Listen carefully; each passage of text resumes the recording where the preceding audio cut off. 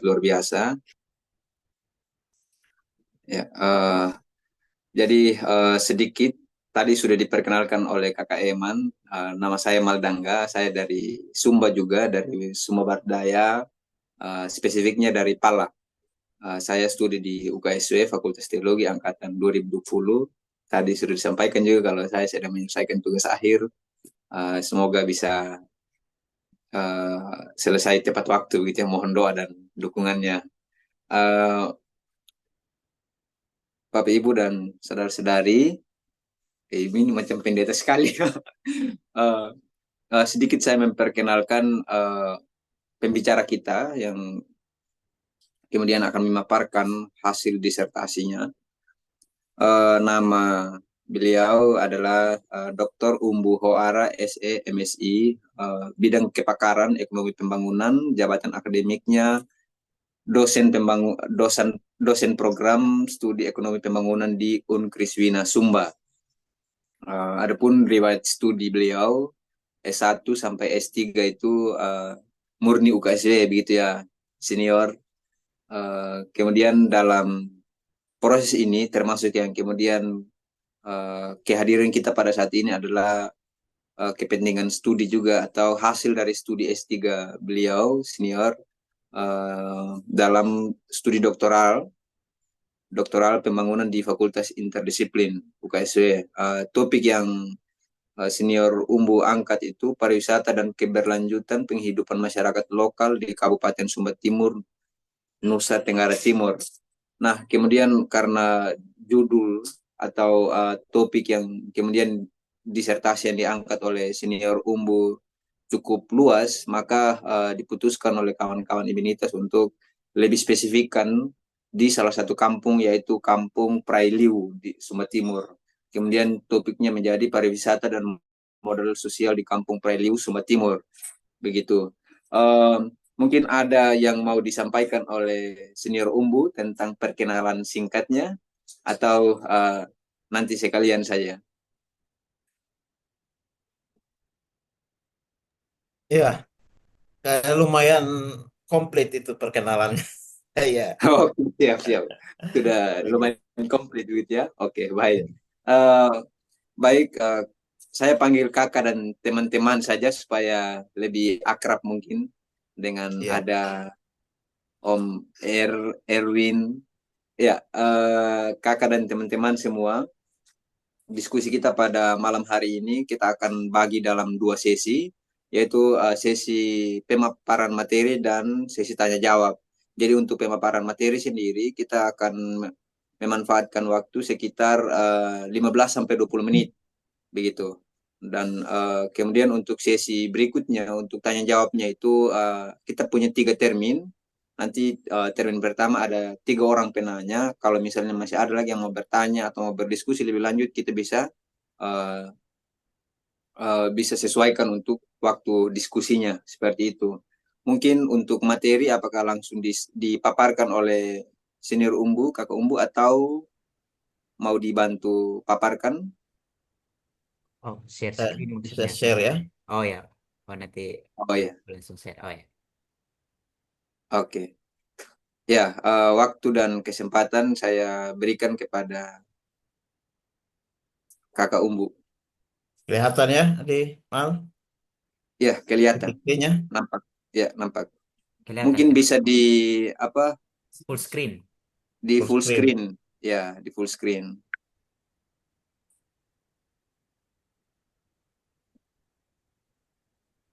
Ya, Oke, nampak. nampak ya. Baik. Eh, Bentar saya atur ini dulu. Ya. Oke, terima kasih ya di Mal kedengaran ya. Terdengar, terdengar. Oh. Ya.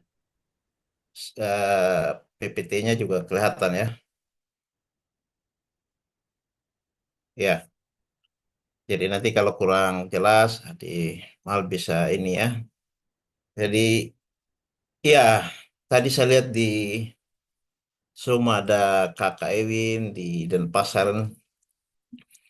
kayaknya sambil menikmati arak Bali kayaknya. Ada Kak Diana ya, Kak Diana Tumimomor ini adalah dosen Uncle Swina lagi riset di Sumba juga. Nanti ke depan bisa kita eh, eh, apa ya, ajak untuk diskusi juga. Baik, Om. Siap. Baik, tadi tadi memang ini ya saya judulnya jadi peranan modal sosial dalam memelihara keberlanjutan penghidupan masyarakat Preliu Sumba Timur.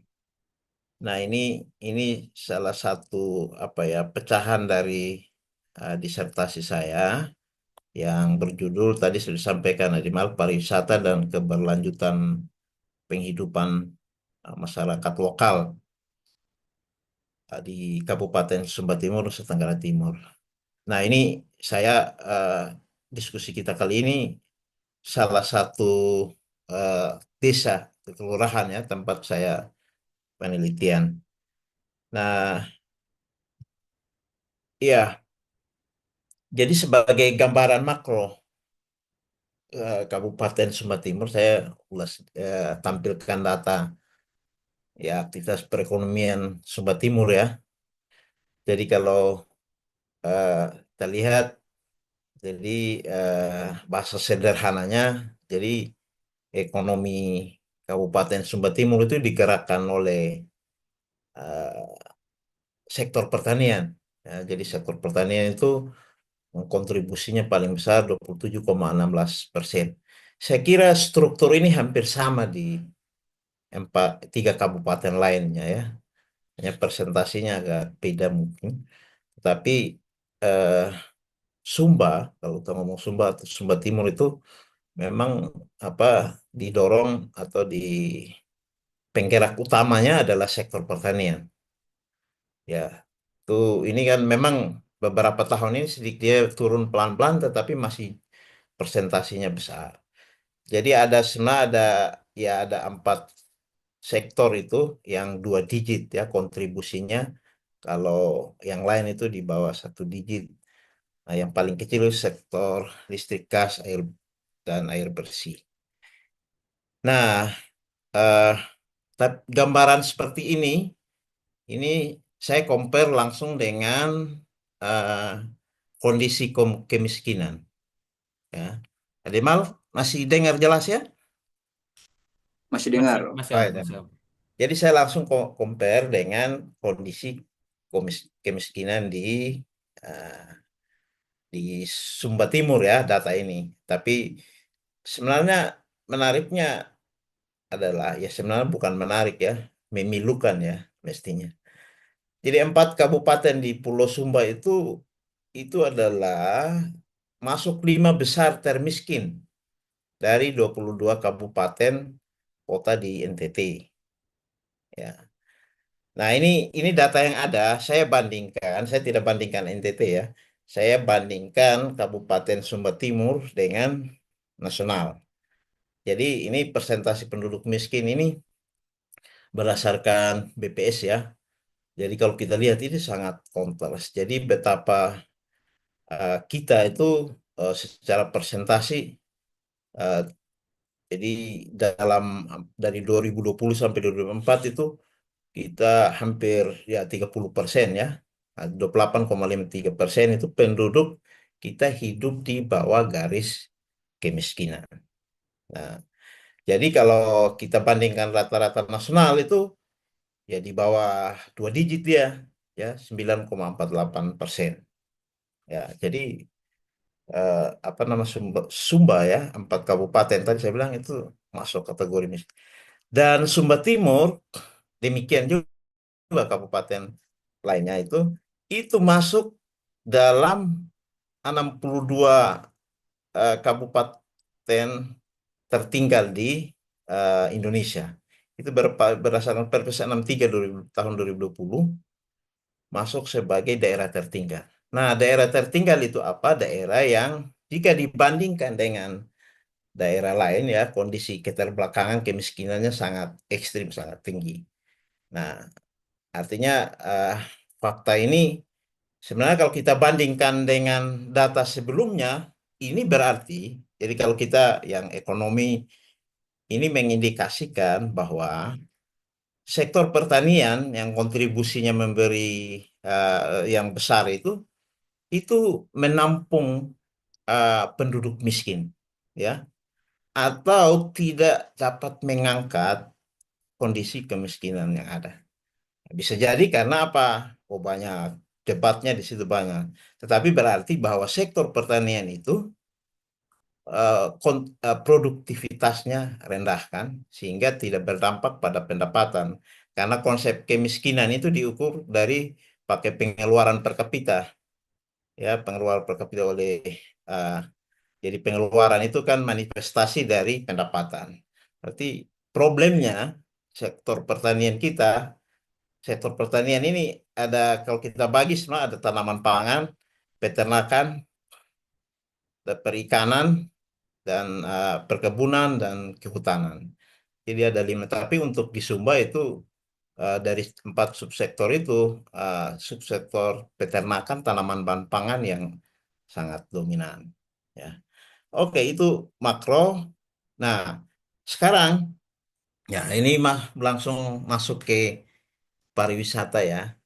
Nah, saya eh, jadi kalau kondisi ini, situasi tadi itu kalau kita tarik mundur tadi, kemiskinan yang tinggi dan kontribusi sektor pertanian yang besar, itu rentang waktunya datanya relatif tidak berubah ya.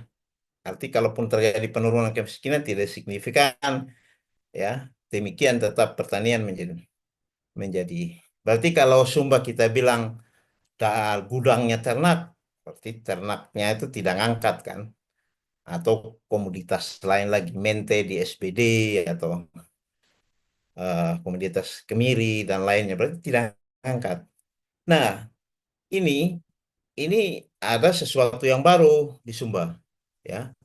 Jadi di Sumba itu, ini kalau dirunut dilihat data, itu perkembangan pariwisata. Tapi ini setelah data ini pasca COVID ini saya tampilkan. Ini sebelum COVID itu memang tahun 2016, 17, 18 itu, wah, itu kunjungan Sumba langsung ya menjadi incaran pariwisata ya dunia ya, bukan saja Nusantara. Kenapa? Satu faktornya bisa karena Labuan Bajo dekat ya. Ya, kedua memang ini ternyata ada beberapa peristiwa. Jadi Nihi Resort itu 2 tahun berturut-turut itu jadi resort terindah di dunia ya, berdasarkan Travel and Leisure itu, Amerika Serikat menetapkan Nihi itu sebagai resort terindah. Lalu di tahun 2018 Sumba itu sebagai pulau ditetapkan oleh majalah Fokus Jerman sebagai pulau terindah. Dan Taman Nasional Matalawa ini jadi Manupeu Tanah Daru, lalu Laiwangi.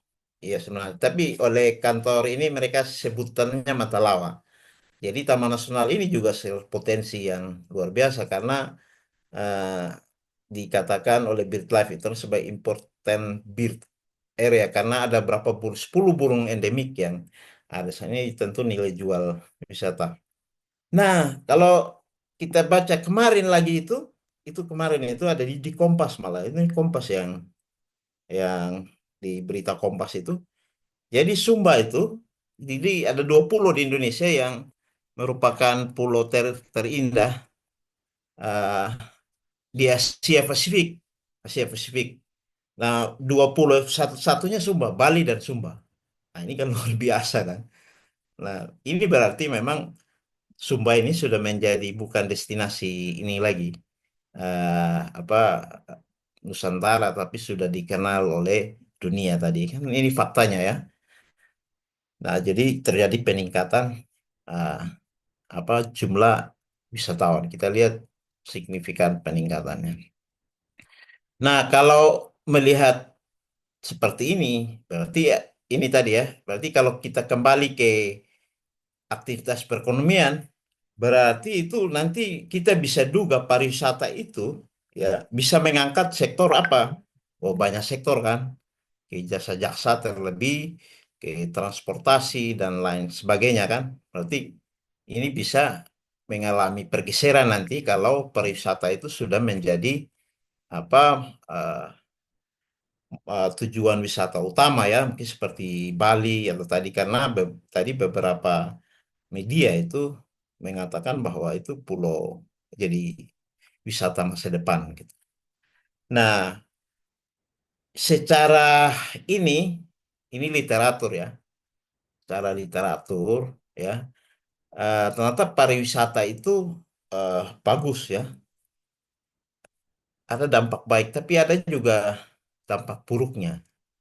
Jadi kalau dia salah manajemen, salah manage, nah bisa dia tidak berdampak pada tadi struktur ekonomi itu. Masa bila bisa jadi menimbulkan dampak sosial yang lain. Jadi tidak ngangkat ya struktur ekonomi kita.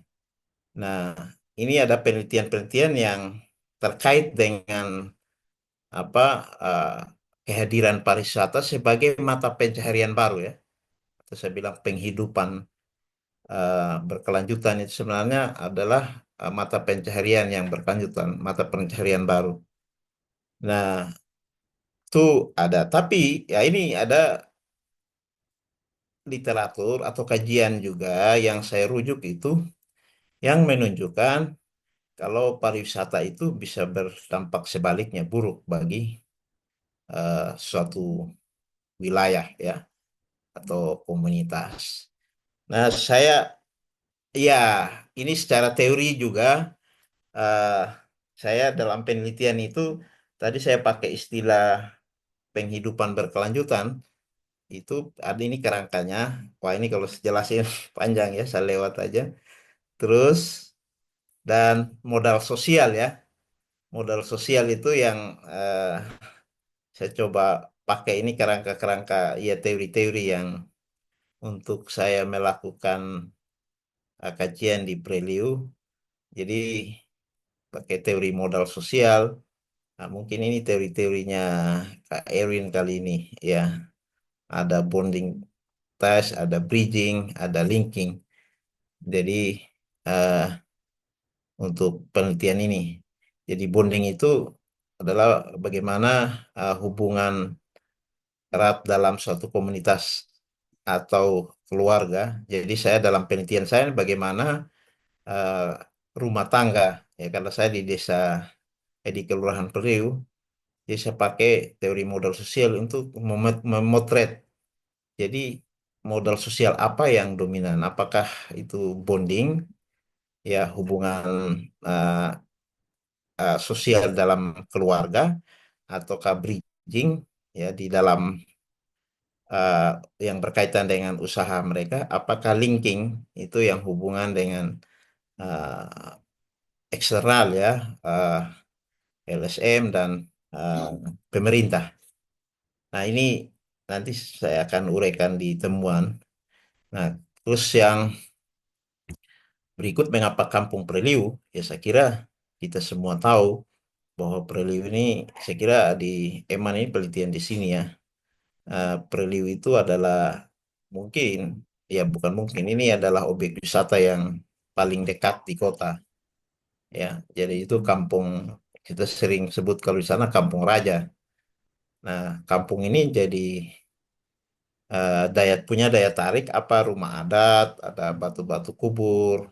Meskipun tidak se kalau apa ya keindahan batu kuburnya tidak ini di Prayawang misalnya, tapi itu ciri khas kampung di situ ada ya. Terus mungkin karena sudah berbaur, ya sudah daerah urban ya, kota mungkin ya. Nah, terus penghidupan ya, kalau saya bilang penghidupan ini mata pencaharian ya, kalau livelihood ini mereka memang penenun. Sudah sejak lama mereka tinggalkan petani ya. Ya, jadi mata pencaharian utama itu adalah tenun. Ya, bahkan karena sudah daerah kota, beternak pun sudah mulai minim dilakukan ya. Jadi memang betul-betul hidup dari mata pencahariannya ini dari tenun. Nah, baik sebelum maupun setelah pariwisata. Nah, bedanya kalau sebelum pariwisata itu tenunannya untuk melayani permintaan lokal. meskipun sudah ada yang keluar ya. Bahkan kalau saya temuin literatur itu bahkan ada dari zaman Belanda itu. Tenunan ini sudah dikenal di Eropa, di negara. Tapi sebelum pariwisata masuk tadi itu di fase 2016 seterusnya itu ke sini itu tenunan itu lebih banyak permintaan lokal ya, jadi untuk adat. Tapi setelah pariwisata masuk, ini bukan hanya permintaan, bahkan tenunan Priliu itu komodit, ya pasar utamanya itu adalah ini wisatawan ya. Jadi pasarnya bagi orang luar. Ya, karena apa? Di Priliu itu masih mereka masih mempertahankan apa tenunan warna alam, produksi tenunan warna. Penenun-penenun di Prelude mayoritas memproduksi tenunan. Meskipun mereka menjual yang tenunan sintetik ya. Nah, itu nanti saya jelaskan itu bagian dari strategi mereka juga kenapa menjual sintetik. Lalu ini Prelude jadi ini kampung di salah satu kawasan pariwisata budaya yang ditetapkan oleh Pemda Sumber Timur. Sehingga pengembangannya ya sebenarnya antara masyarakat dan dinas pariwisata. Meskipun dalam tataran tertentu lebih banyak masyarakat ya yang yang manage kampung ini. Nah ini peta harusnya ya sebenarnya ya itu disertasi saya sebenarnya di tiga desa ini. Walakiri, Watumbaka, Pembotan Jara, dan Preliu. Dan ini yang lanjut ke. Nah, apa yang saya mau studi ya atau pecahan dari disertasi ini apa yang saya mau gali di Kampung Priliu dalam kaitan dengan masuknya pariwisata. Nah, yang pertama ingin lihat bagaimana perkembangan bisnis tenun itu, usaha kerajinan tenun di Kampung Priliu setelah hadirnya pariwisata.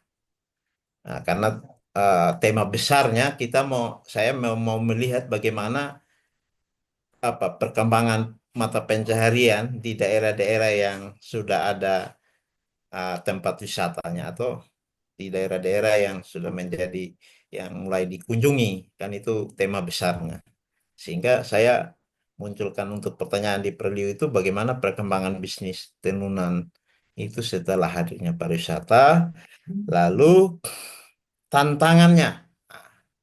Bagaimana tantangan yang dihadapi pengrajin tenun ini dalam upaya untuk mempertahankan keberlanjutan penghidupan itu. Nah, kalau tadi secara teori itu sebenarnya tadi yang bagus itu mata pencaharian itu kalau dia berkelanjutan, ya. Jadi tidak apa namanya eh, menghadapi tekanan atau tantangan yang berat ya, dia berkelanjutan. Nah, lalu yang ketiga, bagaimana peranan modal sosial dalam upaya pengrajin tenun mempertahankan atau mengembangkan penghidupan yang mereka ya setelah pariwisata masuk. Nah, berkembang sebagai istilah berkembang ini kan sudah masuk di Pridiu. Nah itu tiga hal itu. Lalu saya kira saya lewat aja ya standar lah ini penelitian ya memang saya 2023 sudah penelitian lapangan sampai 2004 bolak-balik ya untuk saya kira saya lewati aja ini. Nah, terus apa temuannya? Ya, pertanyaan pertama tadi itu bagaimana perkembangan bisnis tenun. Nah, saya eh, beberapa poin yang saya ingin bahwa di Preliu itu memang saya fokus. Ya, tadi mayoritas memang mereka penenun kan. Jadi fokus itu di rumah tangga yang mereka itu terus turun temurun itu sudah melakukan aktivitas ini. Dan tadi saya sampaikan memang mereka adalah mayoritas itu produksi yang warna alam. Nah, se- eh, lalu eh, Preliu itu sebagai eh, kampung wisata karena konsekuensi dari kunjungan dari apa sebagai kampung tenun itu menjadi kampung wisata maksudnya. Ya, tidak saja sebagai kampung tenun tapi menjadi kampung wisata karena orang situ bukan hanya untuk beli tenun lagi, jadi untuk karena dari tenun itu mereka bisa kembangkan lagi usaha-usaha yang kaitannya pariwisata. Mereka menyewakan apa tenunan, ya orang tidak beli tapi juga bisa disewakan, dan orang bisa jadi spot foto juga kampung kampung itu. Lalu tadi eh, perkembangan penenun itu mereka lagi tidak lagi melayani yang lokal, tapi melayani wisatawan. Nah, nah, lalu kalau demikian, ya, tingginya kunjungan wisatawan, permintaan yang tinggi, orang makin mengenal juga tenunan-tenunan Sumba, bukan hanya untuk sebagai cenderamata lagi, tapi juga untuk aksesoris, ya, dan lain sebagainya. Maka permintaan akan tenunan yang warna alam itu mengalami peningkatan. Nah, konsekuensi dari itu munculnya persaingan usaha di kampung itu. Lalu apa uh, dan apa ya begitu pariwisata, setelah pariwisata masuk itu, karena permintaan produksi mereka meningkat, ya, berdampak pada peningkatan pendapatan mereka sebagai penenun. Jadi kalau tadi sebelum mereka uh, apa pariwisata masuk, mereka dari tenun hanya bisa untuk konsumsi, eh, memenuhi kebutuhan konsumsi sehari-hari, ya. Tapi dengan permintaan yang tinggi, jadi mereka bisa menabung, bisa untuk menyekolahkan anak, untuk membeli aset-aset yang lain, dan bahkan menyekolahkan anak sampai ke perguruan tinggi, ya, itu dari tenunan. Dan yang berikut itu, eh, di Penenun itu memang kan namanya Kampung Raja. Tetapi saya tidak masuk ke situ, ya. Soal strat di situ kan yang paling banyak mama-mama ini adalah yang strata menengah sampai ke bawah. Nah, ternyata dengan peningkatan pendapatan mereka, justru mereka itu jadi mereka punya daya beli terhadap adat budaya itu makin tinggi, ya. Setelah jadi misalnya ada satu keinforman atau partisipan yang, ya, bukan satu, ada beberapa.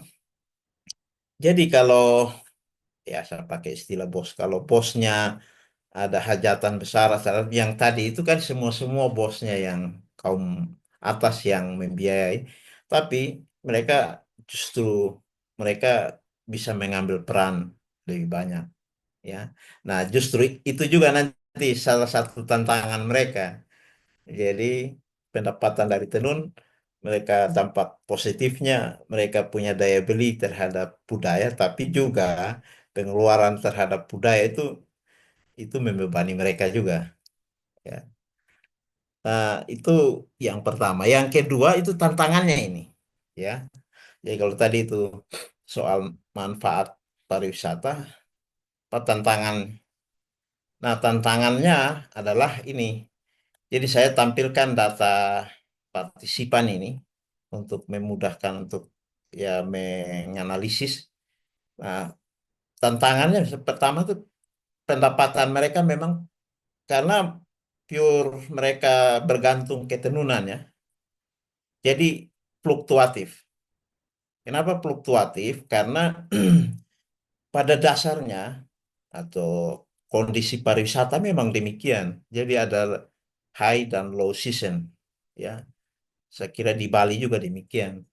Nah, jadi tantangan bagi mereka ketika masa low season. Karena low seasonnya itu lebih lebih panjang. The high seasonnya hanya berapa bulan aja. 3-4 bulan itu kalau di total. Jadi lebih panjang, dalam 1 tahun lebih panjang, eh, ini. Nah, dan ini ris- eh, apa ya, kondisi pariwisata itu sebagai sumber mata pencaharian itu terjadi, tantangannya adalah ini, tantangan umum memang pariwisata, bahwa pada saat season, nah, persoalannya mereka akan menjadi rentan ini di preview itu karena pada saat low itu lebih panjang, nah, tapi mereka bisa survive, ya bisa bertahan. Kenapa pada saat high season mereka jual tenunan yang alam, baik pun yang sintetik, ya itu meskipun saya lupa tadi, meskipun mereka hanya produksi yang alam, tapi yang sintetik itu mereka ambil dari penenun di luar kampung, dari Mauliru, dari Kanatang dan lain sebagainya. Nah, itu nanti saya jelaskan di pola hubungan modal sosial ya nanti. Terus tantangan yang berikut itu pemenuhan kebutuhan adat yang tadi. Jadi pendapatan mereka tinggi ya. Nah, tadi sebenarnya positifnya mereka punya daya beli terhadap budaya tuh, adat. Bagus kalau dari sisi itu kan bagus, positif. Ya, justru itu sebenarnya manfaat dari artinya berarti kebutuhan yang basic mereka bisa penuhi, jadi mereka punya daya beli terhadap. Tetapi karena budaya kita memang eh, cukup tinggi ya, nilai budaya baik kematian dan eh, perkawinan itu jadi sisi lain menjadi tantangan bagi mereka. Nah, eh, Ini tapi sih mereka iya, Adimal. ya, waktu untuk presentasi 10 menit lagi. Oke, oke. Saya kira 10 menit bisa. Yang ketiga itu kelangkaan tenaga kerja yang, nah, sisi lain begini, karena mereka produksi yang alam, ya, ya, produksi yang alam itu apa? Ini sebenarnya bukan tenaga kerja saja, ya. Tadi ini yang ketiga tadi bahan baku ya. Bahan baku yang saya dimaksud di sini itu dua, bahan baku yang pewarna merah itu eh, apa namanya? Dan bahan baku pewarna biru. Jadi wora dan kombu. Karena permintaan yang tinggi, ini tuh habis sudah di Kampung Prilu sudah tidak ada. Nah, mereka dapat di daerah sekitar tadi itu dari yang tempat mereka ambil tenunan sintetik tadi, pewarna kimia itu. Nah, terus yang berikut kelangkaan tenaga kerja yang ahli menggambar. Karena menggambar ini kan mereka pakai imajinasi langsung di tenunan. Saya kira teman-teman lihat ya, bukan pakai apa ya sketsa tertentu yang mereka harus ini. Jadi pakai. Nah di preview itu hanya 2 orang saja yang bisa yang punya keahlian uh, menggambar motif. Jadi betapa dibayang antrinya dia itu di. Nah memang sih menimbulkan jasa menggambar ya pendapatan itu mereka jadi bertambah. Tapi ini apa kelangkaan. Terus harga produk yang uh, rendah. Jadi maksudnya tapi ini tidak semua, ini kecil ya, kecil apa tantangan ini tapi tidak besar.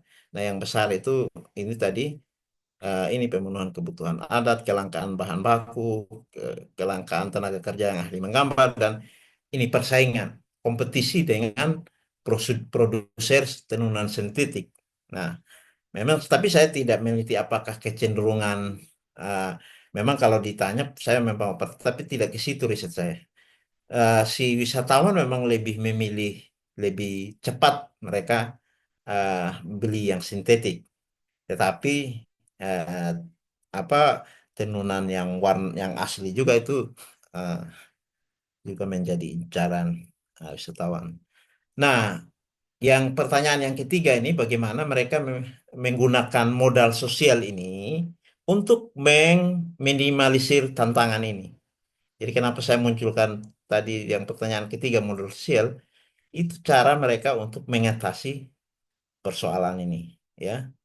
Jadi, nah tadi misalnya modal sosial seperti apa yang mereka pakai ini dan seperti apa mereka yang berdampak pada produksi tenunan mereka. Misalnya bonding. Bonding ties ini adalah peran semua anggota keluarga itu terlibat. Anak, suami, istri terlibat. Tapi istri itu memang paling banyak dominan di tenun. Nah, suami dan anak bisa merendam, mencari bahan baku dan itu modal modal sosial kan jadi usaha keluarga dalam proses produksi. Bahkan kalau terjadi peningkatan karena antisipasi nanti high season, dari mereka punya tenunan itu belum selesai, mereka sistem masih berjalan itu sistem pawandang gotong royong. Jadi mereka antar penenun itu gotong royong untuk ikat misalnya. membantu ikat dari motif-motif itu. Terus ya, bonding itu juga mereka bisa, nah pemesanan di Proliu itu bukan hanya lagi on-site orang datang wisatawan situ, tapi perkembangan terkini mereka sudah pakai pemasaran online ya.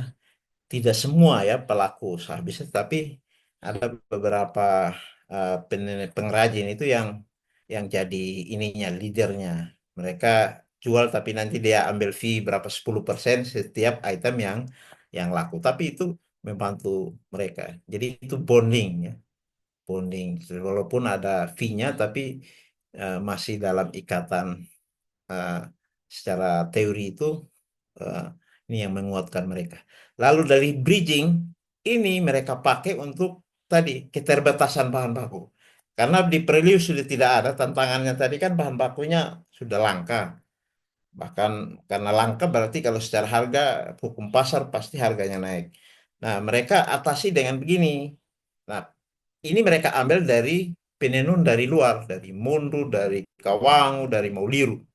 Nah, apa caranya hubungan bridgingnya? Penenun dari Kawangu dan sekitar ini, kalau apa mereka itu titipkan tenunan sintetik di pengrajin Preliu. Nah, nanti si pengrajin Preliu dia ambil selisih harga.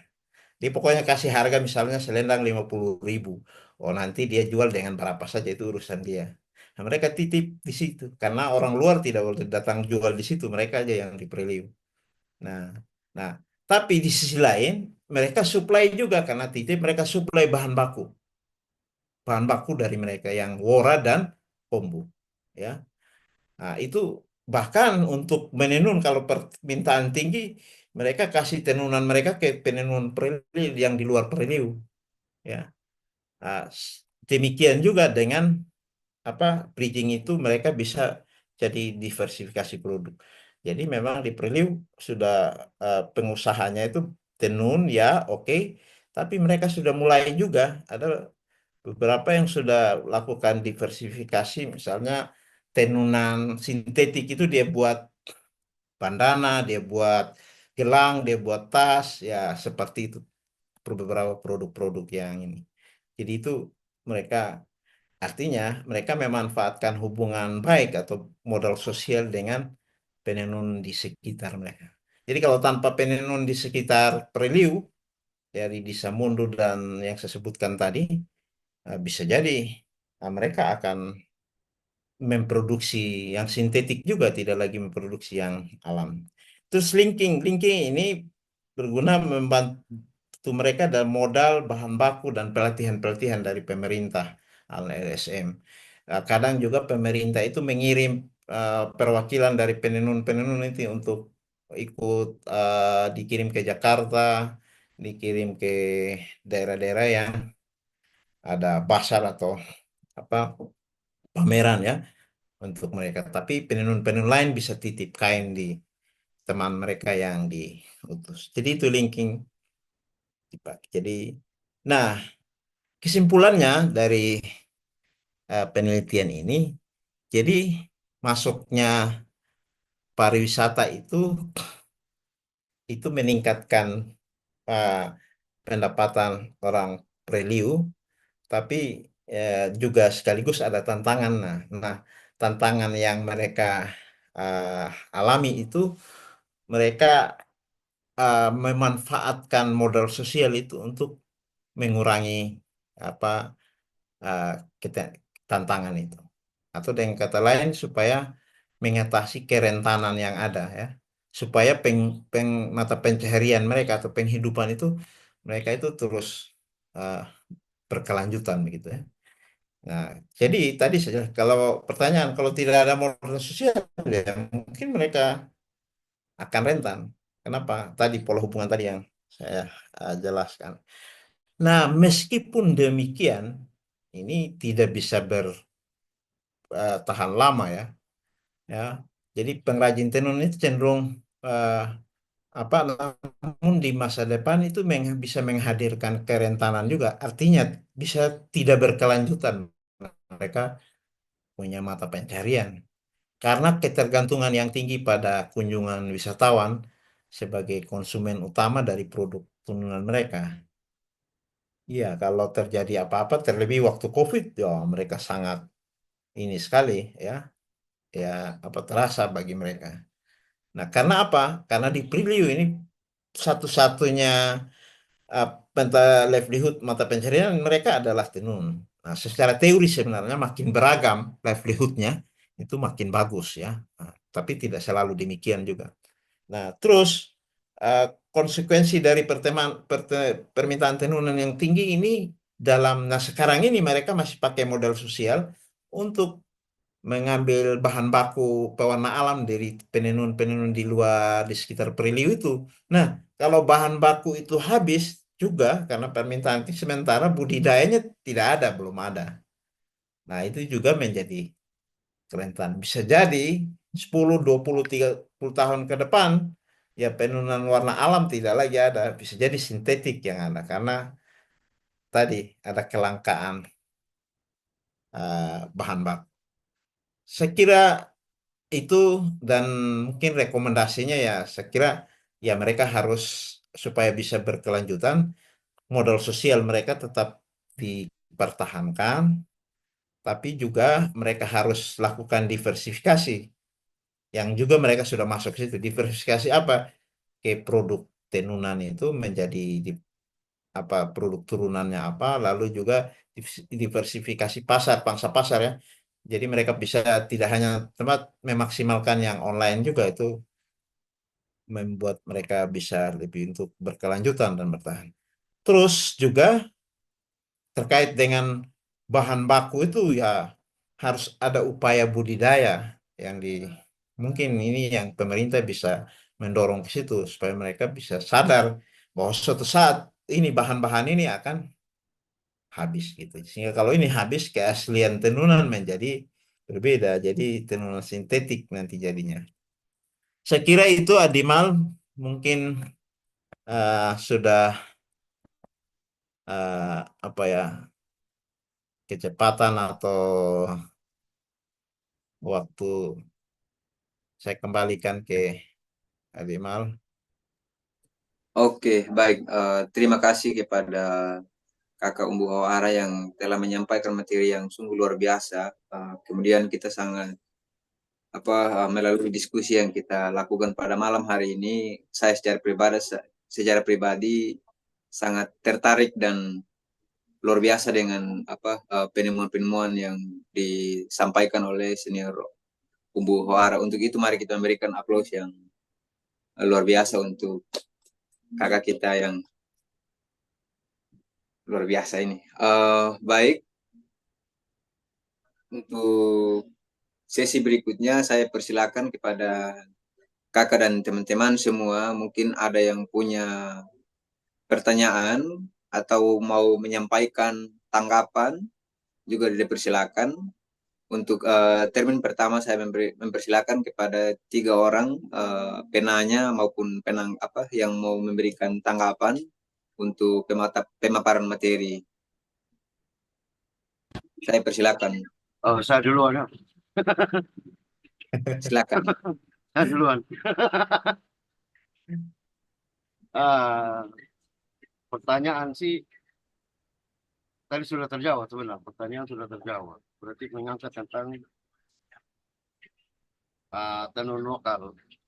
Subah yang menggunakan itu bahan-bahan lokal, bukan bahan tanpa menggunakan bahan kimia. Oke, itu sudah terjawab. Nah, tapi sebelumnya saya ucapkan selamat untuk saudara Ohara yang sudah menggelar doktor. Salam botol aja. Wah, itu juga apa Salam itu botol. daya tarik wisatawan itu ya, Nah, produk lokal kan. nah, yang pertama yang mana saya mau kasih itu aja pendapat. Pertama untuk saya menarik itu tentang kemiskinan yang tadi itu. Dari dulu saya punya skripsi juga membahas ketika saya angkat tentang di Tabunung juga itu tentang kemiskinan juga itu gitu. Dari mana? BPS ini jelas dia punya ukuran tingkat kemiskinan itu dari apa ukuran tingkat kemiskinan kan gitu. Contohnya begini, orang bertanah lantai dia punya TV, punya audio, dia punya parabola. Kan gitu. Itu tingkat kemiskinan yang kita coba lihat. Tingkat kemiskinannya tuh di mana? Mau di mana?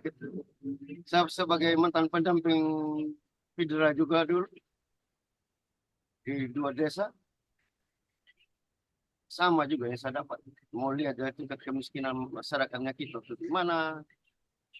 Tidak tahu. Hanya masalahnya di sana harga menilai orang bekerja itu tidak ada. Yang saya lihat itu dari tingkat dari kemiskinan. Kemudian dari infrastruktur, misalnya di Perliu. Terakhir saya masuk di Perliu itu tahun berapa ya? Saya pulang itu 2018 yang saya masuk ke Perliu itu, jalannya ke arah Perliu itu masih hancur. Ke arah Kapung Raja itu hancur. Itu pertama. Penunjangan infrastruktur itu tidak bermadan. Untuk bagaimana para kita menarik wisata. Dan prediksinya dari mana itu? Majalah apa yang mengatakan bahwa NTT itu akan menjadi peningkatan pariwisata di tahun 2025. Tapi saya belum lihat peningkatan pariwisata yang berkunjung ke sana. Di Bali pun sekarang pun lagi ngos-ngosan juga di Bali. Karena ada misalnya dari Malaysia pun dengan Thailand pun itu mereka lagi bombardirnya juga. Ya. Di Bali. Nah, dari infrastruktur harusnya pemerintah pun harus terlibat dari situ. Dia harus melihat, dia harus bagaimana dia memperbaiki itu jalan. Contohnya ini jalan yang di Payet, dari mana lah, dari misalnya contoh yang di Taman Kota itu lah. Dari dulu dia punya model begitu aja sampai sekarang. 2002 saya ke sana begitu aja dia punya model jalan, tidak ada perubahan, dia punya model jalan, tidak ada ini di depan warungnya saya ini baru pengaspalan kemarin. Depan warungnya saya dari pemerintah kota Denpasar. Karena anggarannya kalau mereka tidak habiskan anggaran itu, tahun depan mereka tidak akan dapat anggaran tersebut lagi sesuai jumlah anggaran itu begitu. Susah. Nah, di Bali sekarang pun lagi daun apa tadi itu? Oh, ini Pak Dokter, Wara. daun session. Ya. Low session. Oh ya, musim sepi. Musim Ya. sepi. Nah, khususnya di wilayah Denpasar, Ya. itu di daerah di sekitaran Sanur itu low session. Ya. Tapi kebanyakan larinya mereka di arah Ubud. Kebanyakan sekarang ke arah Gianyar. Oh ya. Yang sekarang lagi membludak ke arah Gianyar. Kita untuk peningkatan pariwisata, ditambah lagi dengan budayanya kita, dengan cara menenunnya kita yang masih alami, cara pembuatan yang masih alami, itu kan sangat menunjang pariwisata, ya kan? Apalagi misalnya di jalur-jalur ke arah mata air itu dibuatlah trap-trapnya atau dibuat jalur yang enak supaya para wisatawan itu mudah untuk menjangkaunya, kan gitu. Ini kan bukan jalur pegunungan macam di Rinjani kemarin kasus itu, kan, karena memang jalurnya susah karena itu pasir lepas kan begitu. Nah, sekarang bagaimana keterlibatan pemerintah aja dari mampu untuk mengangkat dari tenun kitanya ini untuk bisa keluar. Kalau di Belanda saya percaya di Belanda, kan saya pernah buka di webnya, salah satu webnya mereka itu ada tenunnya kita yang sudah berumur berapa ratus tahun itu. Itu tahun berapa? 2001 saya pernah buka cari. Saya temukan itu. Itu dengan motif ular dan kalajengking itu kalau saya tidak salah. 2001. Itu sudah lama di Belanda. Nah, hanya itu aja bagaimana peran dari pemerintah untuk bisa membaca peluang-peluang ini dan bisa menarik lagi daya tarik wisatawan dan juga keamanan wisatawan di sana bagaimana. Jangan kasus kayak di mana di SBD itu loh, seenaknya kan gitu kan, wisatawan lokal sampai sampai merasa tidak merasa nyaman kan gitu aja. Sekira itu aja dari saya itu. Terima kasih. Oke, baik. Terima kasih Senior Erwin yang telah menyampaikan pendapat dan pertanyaannya. Mungkin masih ada yang mau bertanya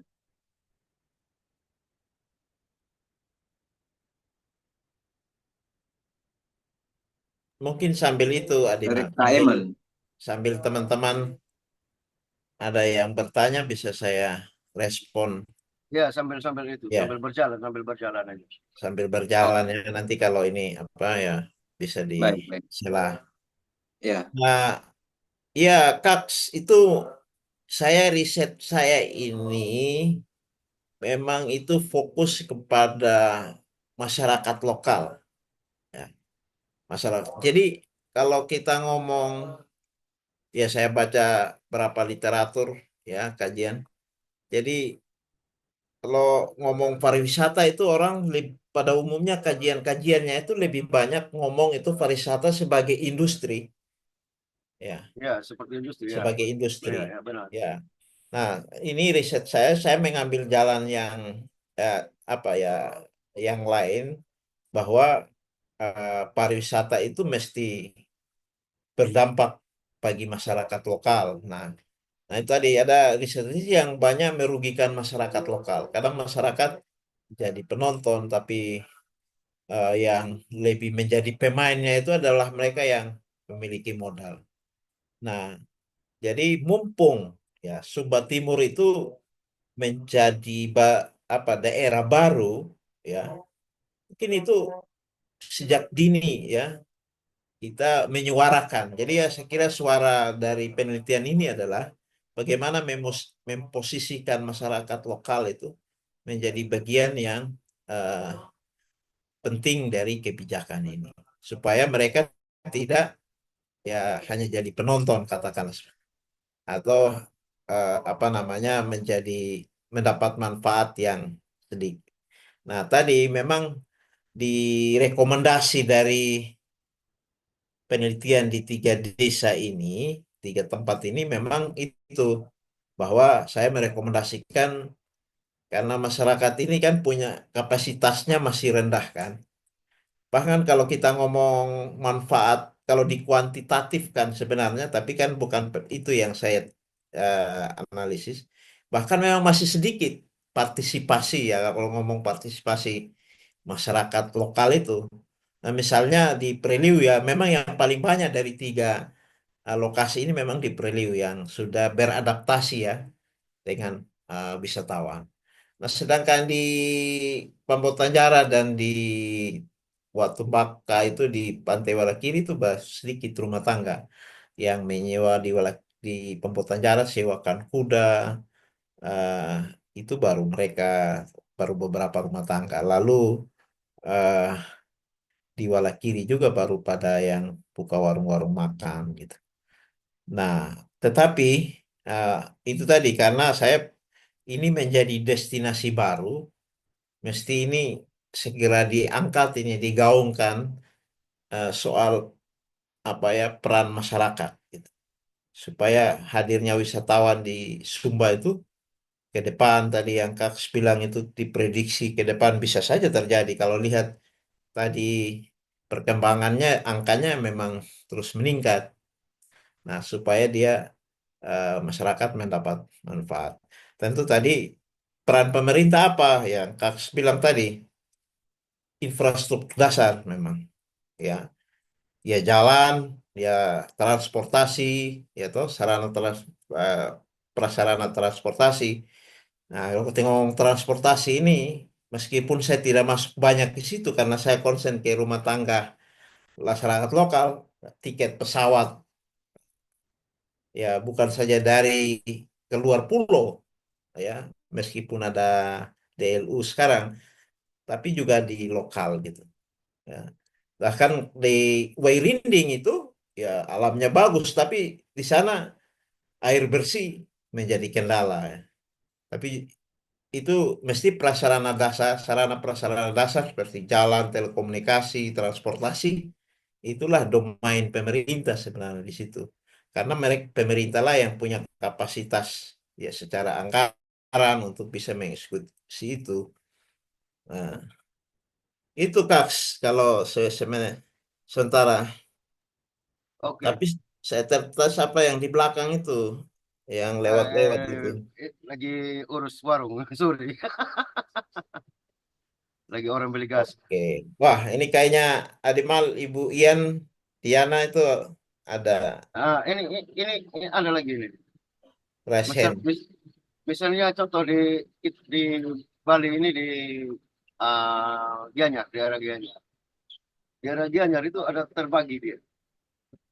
Ada satu tempat kerajinan silver, ada satu tempat kerajinan apa ukir. Atau Nah, nah, macam di Sumba, kita kan punya Kalu, kita punya Praliu, di Wangga kita punya kuota. Untuk di dalam kota ya, untuk di dalam kota yang saya tahu, kampung kota dalam kampung gitu kan gitu. Nah, peran pemerintah itu sebenarnya apa sih untuk pengembangan pariwisata di Sumba itu? Apakah mereka hanya makan gaji buta atau gimana mereka di sana? Capek-capek kita masyarakat sana bayar pajak apa segala macam. Kasihan, hanya makan gaji buta itu mereka. Tidak macam di Bali dan Pasar ini mereka totalitas masyarakat apa PNS-nya, ASN-nya mereka di sini untuk bekerja, meningkatkan misalnya di Badung. Waktu COVID aja mereka jatuhnya mereka bagaimana mereka untuk bisa membangun mereka meminjam ke negara lagi. Kan gitu. Meminjam dana ke negara dari Kabupaten Badung kok. Karena pendapatan paling terbesar di Bali ini dari Badung, Kabupaten Badung. Kan dia yang paling banyak memasukkan investasi apa pendapatan ini profesi Bali kan gitu. Nah, peran pemerintah dengan melihat hal-hal itu tidak ada di Sumbar sampai yang saya lihat apa yang saya amati itu tidak ada sama sekali. Malah kita yang di sini itu mempromosikan Sumba tuh loh. Saya punya kenalan misalnya orang dari Thailand, orang dari mana saya kasih coba main ke Sumba. Sumba tuh is the best, the Island. Kasihan kita capek-capek di sini ternyata di Sumba sana menyanyiakan kita punya keringat juga. Kan gitu. Itu aja. ya, ya, mungkin sedikit menanggapi sebelum Kakak Umbu menyampaikan lebih lanjut. Kalau yang terkait dengan peran pemerintah tadi juga sudah disampaikan bahwa memang harapannya untuk kemudian berperan di dalam bidang infrastruktur, sarana prasarana begitu. Nah, memang itu menjadi apa autokritik begitu ya. Eh, untuk kemudian pemerintah bisa lebih lebih sigap lagi untuk mengambil peran lebih jauh terkait dengan pariwisata yang ada di Sumba gitu.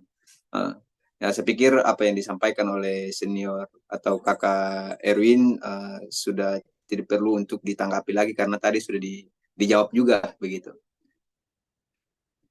Ya, dari tadi kakak Eman ada angkat tangan juga. Oh ya, Ya, izin silakan. menanggapi ya.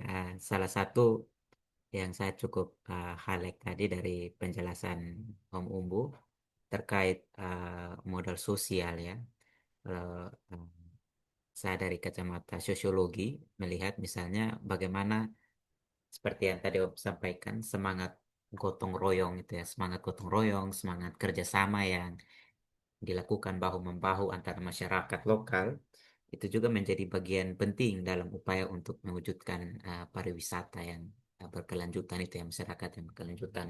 Ah, yang mungkin menarik bagi saya yang saya ingin menggali sejauh mana peranan daripada masyarakat lokal itu dalam upaya apa ya, mau melihat keterhubungannya. Apakah dalam temuannya Om itu, apakah ada keterhubungan antara semangat gotong royong itu dengan nilai-nilai yang mau disampaikan dari tenunan, proses menenun. Sejauh mana spirit, apakah ada dan sejauh mana spirit menenun itu ya mempengaruhi semangat kolektivitas daripada masyarakat yang ada di uh, Kampung Preliu itu. Apakah ada korelasi, dan ketika itu ada korelasi, sejauh mana itu mempengaruhi, dan apa sebenarnya nilai yang mau diberikan, mau ditampilkan dari proses menenun, atau nilai-nilai tenun itu sendiri, dari motifnya, dari cara dia apa ya, menganyam ya, menenun itu, atau seperti apa gitu. Mungkin itu dari saya, Adimal. Terima kasih. Oke, baik. Silakan Kakak Umbu untuk menanggapi. Wah, ini pertanyaan yang bagus sekali nih. Malah itu jadi riset baru saya kira di Eman. Jadi memang saya riset saya memang tidak masuk ke area itu makna-makna filosofi tenunannya. Saya tidak masuk, tapi itu menjadi menarik meskipun tadi yang nilai budaya apa gotong royong itu kan pawandang atau apa macam-macam istilahnya di Sumba itu sebenarnya nilai budaya umum ya. Jadi kalau orang orang Jawa pun juga atau di mana ya Indonesia itu kan bilang modal ininya manusianya adalah gotong royong itu kan. Eh, jadi itu sebenarnya nilai yang umum di Indonesia dan di daerah lain di Sumba itu nilai-nilai. Nah, justru nilai ini menarik di Priliu itu nilai ini itu mesti terpelihara di dalam mereka memproduksi tenunan itu. Nah, terlebih tadi ketika mereka menyambut masa turis high season nanti, mereka ingin mempercepat tenunan. Nah, yang mereka lakukan itu gotong royong. Karena ikat itu membutuhkan waktu yang lama dalam proses-proses itu. Memang kalau tenun itu kan mereka bisa bisa bayar, bisa bayar orang. Tapi sebenarnya secara ini jasa-jasa itu ada. Tadi dari luar preliu itu yang hubungan yang bridging tadi, hubungan dengan orang penenun-penenun di luar. Nah, Penenun di luar itu mereka eh, tawarkan jasa tenunan bisa. Terus juga mereka tawarkan untuk rendam ya hmm, bisa. Tapi juga mereka supply juga itu bahan-bahan pewarna. Nah, seperti itu. Tapi di menjelang high season hmm, yang tingkat kunjungan tinggi itu untuk supaya bisa cepat. Bahkan di Kampung Priok itu beberapa ini mereka ada menerima tour yang difasilitasi oleh LSM gitu. Jadi beberapa saya waktu itu pas saya beruntung ada di sana, ada kapal pesiar masuk. Jadi tujuannya hanya ke Preliu, nanti pulang dari itu kembali ke kapal lagi. Nah, di mereka antisipasi itu mereka itu modal sosial tadi itu gotong royong itu yang ya mereka pakai gitu untuk bisa apa namanya tenunan-tenunan yang mereka sudah siapkan itu bisa lebih cepat. Karena eh, memang di tulisan ini saya juga apa highlight ya atau ulas itu berapa betapa tahapan-tahapan tenunan itu. Kenapa pada tahapan tertentu mereka harus gotong royong kan untuk supaya cepat. Nah itu masih terberat. Tapi saya kira di tempat lain nilai-nilai di masyarakat petani mungkin memang di Lewa itu saya hampir hampir tidak ada itu lagi gotong royong. Jadi kalau dulu-dulu orang gotong royong kalau tanam padi atau potong padi, sekarang itu sudah serba bayar. Jasa buruh tani sudah ada. Tapi di dalam hal lain, tapi kalau dalam hal adat, kematian atau perkawinan kan gotong royong itu masih tetap ada. Nah, cuma di riset ini saya tidak ke situ, Ademan. Saya tidak apakah nilai gotong royong itu masih ada kaitannya dengan filosofi tenunan. Nah, saya tidak ke situ. Tapi itu wah itu jadi bagus juga itu kalau jadi penelitian yang baru. Berarti nanti penelitiannya kita uraikan filosofi tenunan, misalkan 5 tenunan yang paling sering mereka produksi. Terus apa filosofi dari tenunan-tenunan itu? Lalu Jadi kita pas pas hubungkan. pas pas buat apa untuk profesor aja toh. Ah, nah ini, tapi saya kira itu area yang ilmu sosial bisa lakukan ini. Tadi kan, kalau modal sosial ini itu malah bukan agak sedikit di luar ekonomi sedikit ya, karena saya kan ke studi pembangunan toh, jadi saya ya lebih Ya jadi studi pembangunan pendekatan di studi studi pembangunan pun pembangunan di menyerempet-nyerempet sosiologi juga kan dia. ya ya betul. Artinya pendekatan interdisipliner itu kan tidak hanya pure ekonomi, jadi sosiologinya masuk, politiknya, ya budayanya masuk. Nah, maksud saya Adi Eman, Adi Mal itu bisa ini di area ini masih irisan-irisannya masih dapat itu kalau di penelitian itu menarik juga. Ya, Nah, baik. Terima kasih Kakak Umbu telah memberikan tanggapan.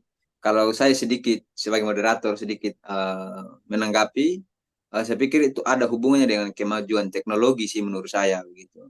Kita ambil contoh saja misalnya dalam hal pertanian misalnya.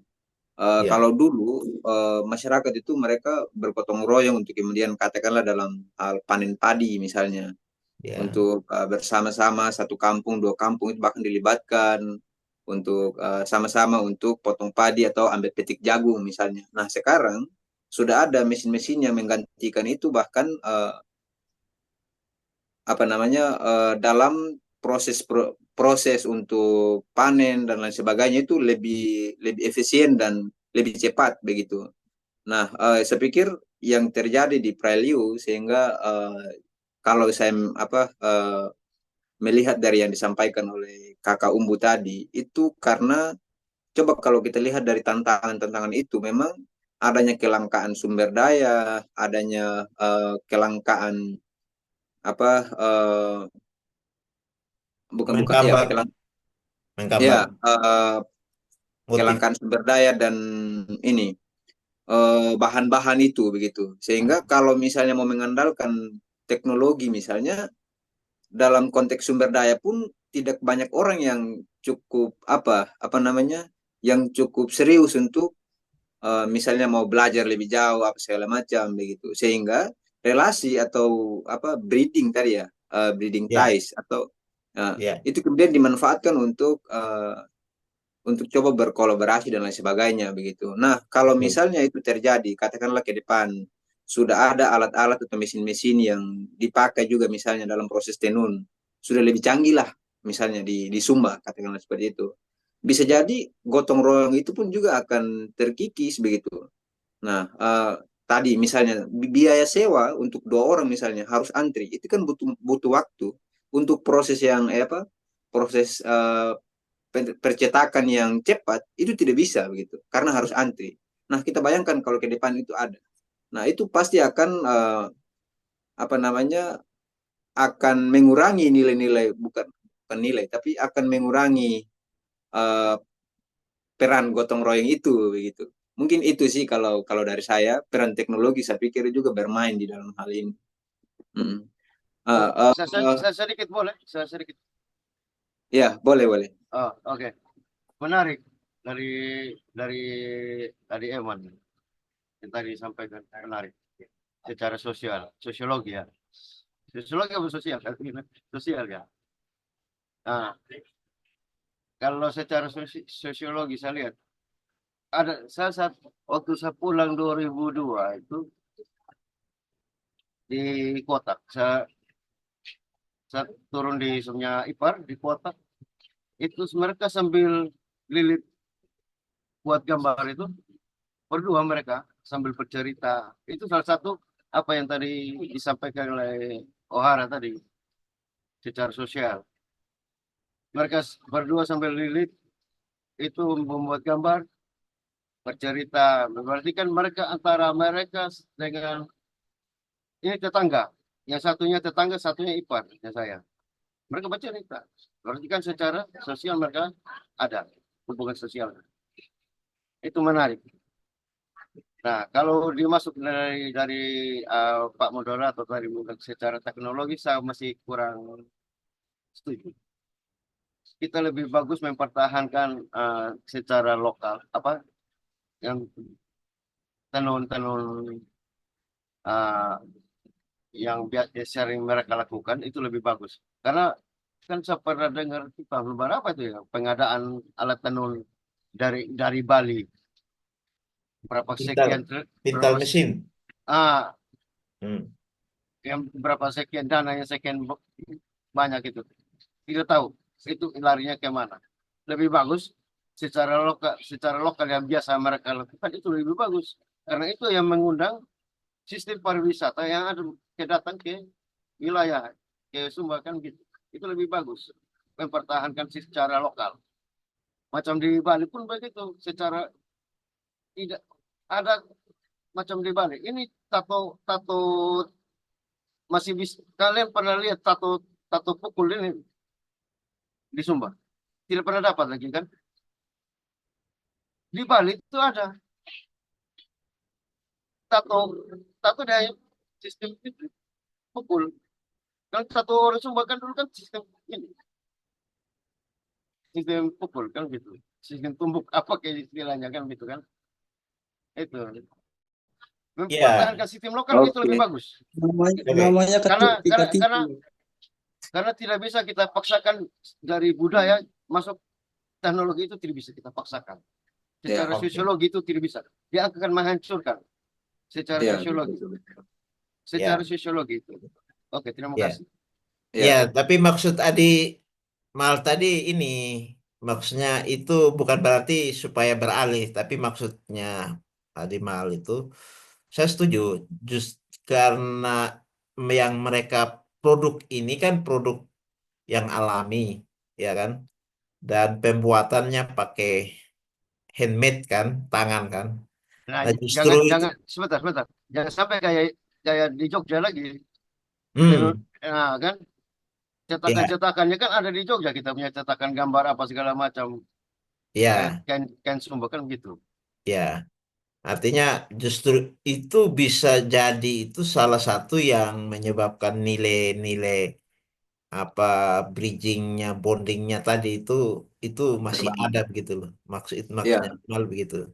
Betul. Ya bisa jadi itu. Saya itu juga ya tadi yang Kak bilang itu di aktivitas itu justru mereka jadi mereka gosip, mereka ngomong politik, mereka ngomong apa macam-macam kan, betul itu. Ya. Nah justru itu apalagi sampai bahas sinetron lagi, waduh bahaya. Ya. Oke, izin Kakak Erwin dan Kakak Umbu, mungkin kita bisa lanjut lagi ke pertanyaan atau penanggap-penanggap berikut. Kita akan masuk di sesi yang kedua. Untuk itu saya lihat di layar sini tadi ada Kakak Diana Tumi Momor dan Kakak Yersi Sabarua. Saya persilakan untuk menyampaikan pertanyaannya, mungkin lebih singkat lebih baik. Oke, Ya, silakan. terima kasih Kakak Moderator. Salam kenal untuk kakak-kakak semua. Ini muka-muka baru bagi saya. Salam kenal. Mungkin menjadi ladang kita menambah jejaring gitu ya. Yang saya kenal cuma Kak Umbu karena kebetulan kami rekan kerja begitu. Ya, Kak Umbu luar biasa pemaparannya. Baru saya kok tidak kenal. Ya. Baik, saya bertanya sedikit saja Kak, cuma 3 nomor aja. Ini lebih kepada keberlanjutan modal sosial ya, karena kalau tadi hasil temuan Kak Umbu kan berarti modal sosial ini sangat penting dalam mengatasi tantangan-tantangan yang dihadapi oleh masyarakat penenun ya, penghidupan masyarakat penenun. Pertanyaannya adalah sejauh mana modal sosial yang diwariskan ini dapat bertahan terhadap pengaruh eksternal misalkan. Tadi sudah disinggung ada digitalisasi, ya kan?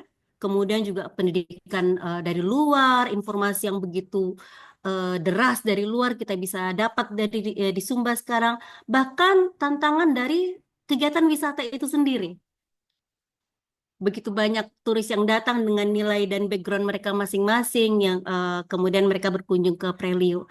Ini kan juga sebetulnya salah satu hal yang bisa mempengaruhi ya dari eksternal. Nah, yang kedua itu lebih ke internal ya, terkait keberlanjutan juga. Jadi pertanyaannya adalah bagaimana keberlanjutan modal sosial ini dipastikan ketika ada pergeseran generasi atau bahkan karena ada perubahan nilai-nilai budaya lokal. Kita tahu sendiri sekarang itu kok di desa itu mungkin hanya sekian persen saja ada pemuda.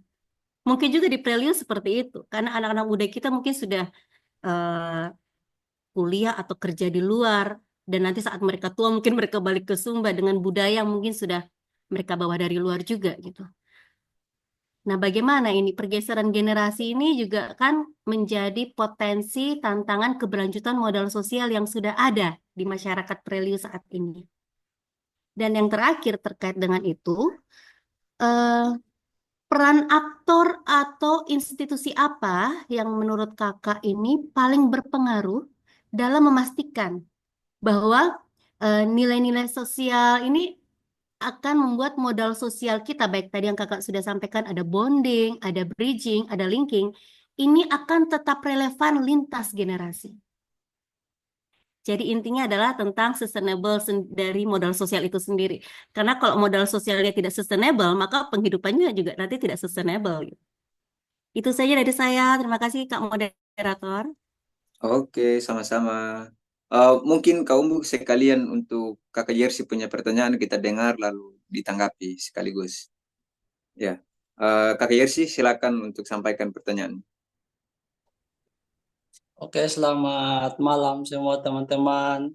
Selamat malam Selamat untuk Kak malam. Umbo, Kak Irwin. Mohon maaf Kak, karena saya mungkin orang baru di sini yang jarang untuk komunikasi dengan teman-teman dari Sumba.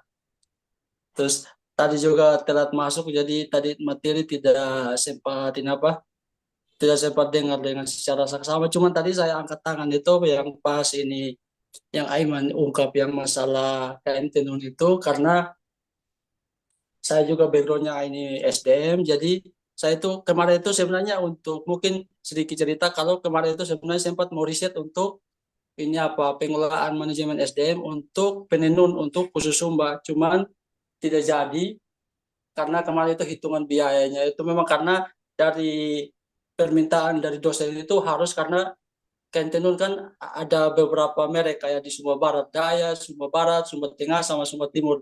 Jadi dari dosen saya kemarin itu bilang kalau mau harus semua supaya nanti bisa komplit. Nah, itu yang jadi fokus risetnya saya sebenarnya kemarin itu, rencananya bahwa orang-orang itu yang sudah yang sudah pengrajin tenun itu, apakah ketika mereka, karena kan di pendidikan SMP SMA sekarang kan ada SMK yang menerapkan itu untuk belajar tenun. Nah, ketika mereka sudah jadi penenun, apakah mereka itu sudah mengharapkan, menggantungkan kehidupannya mereka begitu, bahwa masa depan mereka ini akan baik-baik saja ketika mereka menjadi penenun. Nah, itu menjadi persoalannya, karena ketika ada yang jadi penenun, mereka tahu juga masih tetap meninggalkan itu pengrajin tenun, jadi mereka lebih milih untuk pendidikan, contohnya untuk kuliah, tapi orang tetap memikirkan bahwa nanti pulang saya lanjutkan ini untuk menenun. Nah, itu sebenarnya jadi fokus risetnya saya kemarin untuk tesis yang untuk pengelolaan manajemen SDM. Cuman karena gagal, jadi saya sudah fokusnya ke tempat lain. Nah, jadi persoalannya itu di Sumba kita itu yang untuk masalah manajemen SDM itu sudah sangat-sangat berpengaruh, karena untuk kain tenun itu menurut saya itu sangat-sangat punya wadah yang sangat besar untuk Sumba. Karena hampir semua golongan itu baik dari wisatawan luar, mancanegara itu yang mereka penasaran itu, salah satunya juga yang kain tenun kita yang punya berbagai macam motif.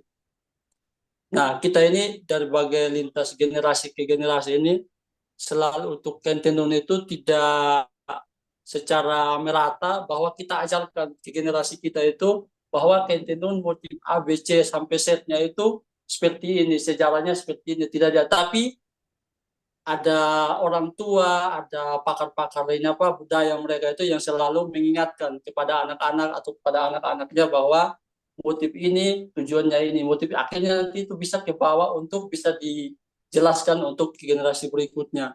Jadi itu untuk masalah kaitan. Jadi kalau untuk pertanyaan sih saya belum bisa untuk kasih pertanyaan karena tadi itu sempat saya tidak ikuti semua materinya. Tapi tadi itu kebetulan ini Adi Eman tadi itu ini apa yang mengenai nilai Kentinun itu, jadi saya sebenarnya mau sambungkan atau mau kasih pemaparan bahwa yang saya lihat seperti itu. Mungkin itu kakak dari saya. Oke, terima kasih Kakak Yersi sudah sampaikan tanggapannya.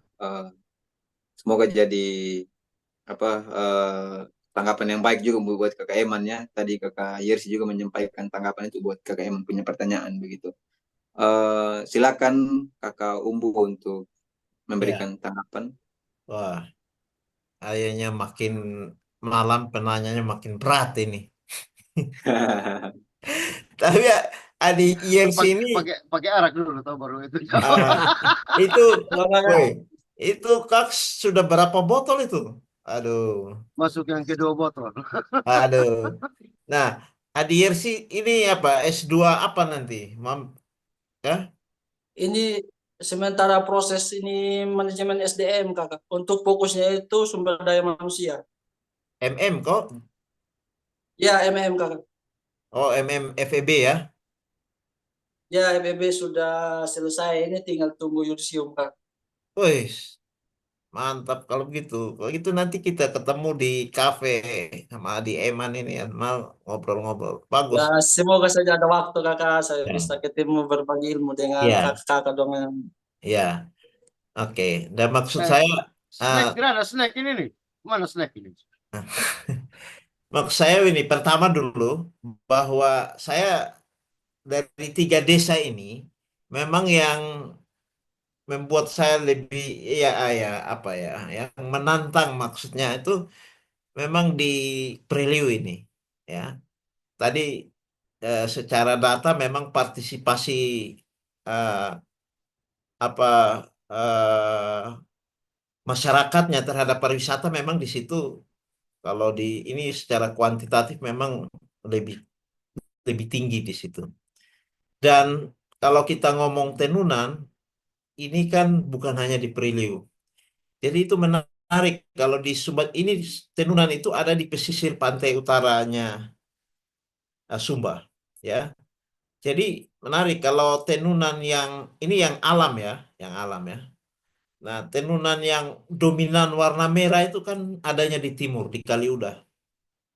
Nah, nanti tenunan yang yang di paling utara barat begitu, itu biru. Itu adanya di Mondo Kanatang. Itu orang orang Kaliuda buat itu tidak sebiru yang di Kanatang. Demikian juga orang Kanatang buat yang Kaliuda itu tidak secorak warnanya itu seperti tidak seperti di Kaliuda gitu. Nah, artinya terus di tengah itu ada variannya ya. Jadi kombinasi dari kan di tengah itu kan kombinasi dari biru dan merah gitu. Di tengah itu kita ya Preliu ya, Kalu ya, Kawangu. Kan itu coraknya kombinasi merah biru ya dari dua yang utama itu artinya dari wora dan bahan alamnya itu wora dan kombu kan. Nah, lalu itu geser lagi ke Patawang Pau sana, Rindi itu kampung-kampung tenun. Ini menurut saya ini jadi lahan riset ini kalau kita ya mungkin di Universitas Wina nanti ke depan juga ini perlu jadi lahan riset yang yang bagus. Tetapi sebenarnya dari sisi dampak ekonominya kalau ini betul-betul menjadi perhatian karena ini bisa tadi, jadi bisa mendongkrak ekonomi yang tadi hanya bergantung pada pertanian toh. Jadi ini industrinya jadi terangkat sebenarnya. Jadi orang tidak hanya lagi berharap pertanian dalam arti luas ya. Nah, ini tenunan-tenunan itu. Jadi sebenarnya pemerintah tadi kalau mau fokus di tenun ya dia hanya bergerak di wilayah dari Mondo, pesisir Sumba Timur Utara itu sampai ke Kaliuda ya. Itu bergerak di situ. Jadi sebenarnya itu kan industri tenunan di situ yang ada. Dan ya itu yang saya bilang tadi. Saya mungkin penelitian ini di Preliu bisa dilanjutkan lagi di tempat lain dan dari banyak angle yang tadi misalnya di Jersey mau teliti yang Adi Eman tadi bagaimana nilai relasi itu tadi simbol-simbol itu diinternalisasi di dalam keseharian itu wah itu jadi topik-topik menarik. Tapi yang jelas riset saya ini memang lebih ke apa hadirnya pariwisata itu dan direspon masyarakat. Jadi apa manfaat dampak kehadiran pariwisata terhadap mata pencaharian masyarakat lokal. Nah, saya di preview itu dampaknya adalah ya ini ada dampaknya yang signifikan. Tadi saya jelaskan bahwa mereka ada peningkatan pendapatan dengan masuknya wisata. Dibandingkan sebelum wisata masuk itu mereka hanya lebih banyak tenunan itu pasar lokal. Nah, pasar lokal biasa itu pada bulan-bulan Juli, musim bulan adat lah dari Agustus sampai November untuk melayani permintaan lokal kan. Nah, ini masuknya pariwisata ini meningkatkan permintaan dan mereka secara pendapatan berdampak gitu pada peningkatan pendapatan mereka. Nah, tapi karena saya lihat mata pencaharian dari sisi keberlanjutan ya, ya apa sustainable-nya ya keberlanjutan mata pencaharian. Nah, kalau banding kasus Priliu ini adalah kasus yang moderat, yang kerentanannya. Jadi ada pendapatan mereka meningkat dengan masuknya pariwisata, tetapi mereka dihantui dengan situasi kerentanan atau keberlanjutannya terganggu. Nah, apa tadi seperti yang Ibu Ian sampaikan, jikalau modal sosial itu menjadi berkurang, ya itu akan pasti mereka rentan, ya. Nah, apalagi modal sosial itu dalam hal tadi soal keahlian mereka dalam menghasilkan produk itu, terus terkaitan dengan sumber daya bahan baku. Nah, makanya di rekomendasi saya itu memang pemerintah mesti intervensi. Nah, tadi pertanyaan siapa yang punya kapasitas? Nah, saya kira pemerintah yang punya kapasitas untuk bisa mengintervensi ini. Intervensinya di mana? Ya, bagaimana supaya tanaman-tanaman ini mulai dibudidayakan. Tapi saya kira pemerintah juga, hasil wawancara saya temukan juga bahwa pemerintah sudah memberikan bantuan anakan-anakan ini juga supaya ke, ke, ke orang Preliu, supaya itu ditanam di Sebora dan lainnya. Di kotak masih ada. Ya, jadi memang pertanyaan seberapa ini modal sosial. Memang ya bisa saja terjadi pergeseran karena bukan hanya di Preliu ya, di faktor di tempat-tempat lain bisa saja terjadi karena tadi teknologi perkembangan yang ada bisa bergeser. Makanya ini saya bilang ini bagus masuknya pariwisata di Preliu itu bagus, tapi kesimpulan saya bahwa ini juga dihantui dengan apa kerentanan gitu loh, ancaman ketidakberlanjutan. Mana tidak ketidakberlanjutannya? Tadi mereka sangat tergantung pada modal sosial. Nah, jikalau ini modal sosialnya mulai hilang, maka disitulah mereka akan menjadi rentan. Lalu terkait dengan sumber daya manusia maupun arti keahlian tadi menenun, saya kira kalau keahlian itu menenun itu mungkin tidak akan hilang jikalau ya permintaan tenunan ini itu makin makin tinggi. Karena orang lihat di sana orang mulai menenun karena bergerak di situ itu karena pendapatannya menjanjikan. Itu bisa karena itu apalagi turun temurun toh di anak-anak itu sudah bertumbuh di lingkungan yang seperti itu.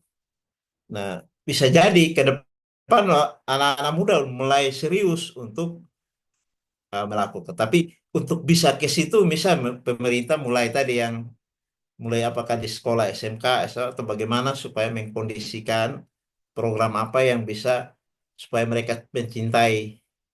Tapi sebenarnya kalau secara ekonomi gampang, kalau dia punya dapat nilai tambah atau pendapatan yang tinggi dari situ, pasti dia akan masuk ke situ. Karena itu skill-skill seperti itu tidak bisa oleh orang luar kan. Hanya mereka yang memang sudah dalam lingkungan itu dan dia tadi bagaimana jadi sekarang ini belum sadar bahwa kita punya ancaman ketidakberlanjutan di Perilau itu dari sisi bahan bakunya. Nah, itu belum sadar.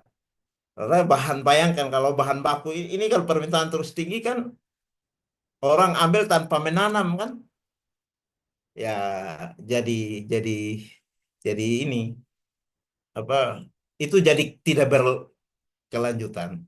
Nah, memang kasus dari penelitian saya yang bagus itu adanya di kasus di Watumbaka, ya, di kasusnya di Watumbaka karena mereka tidak hanya tergantung di pariwisata, karena mereka juga usaha nelayan, ternak, kebun, ya. Jadi diversifikasinya banyak.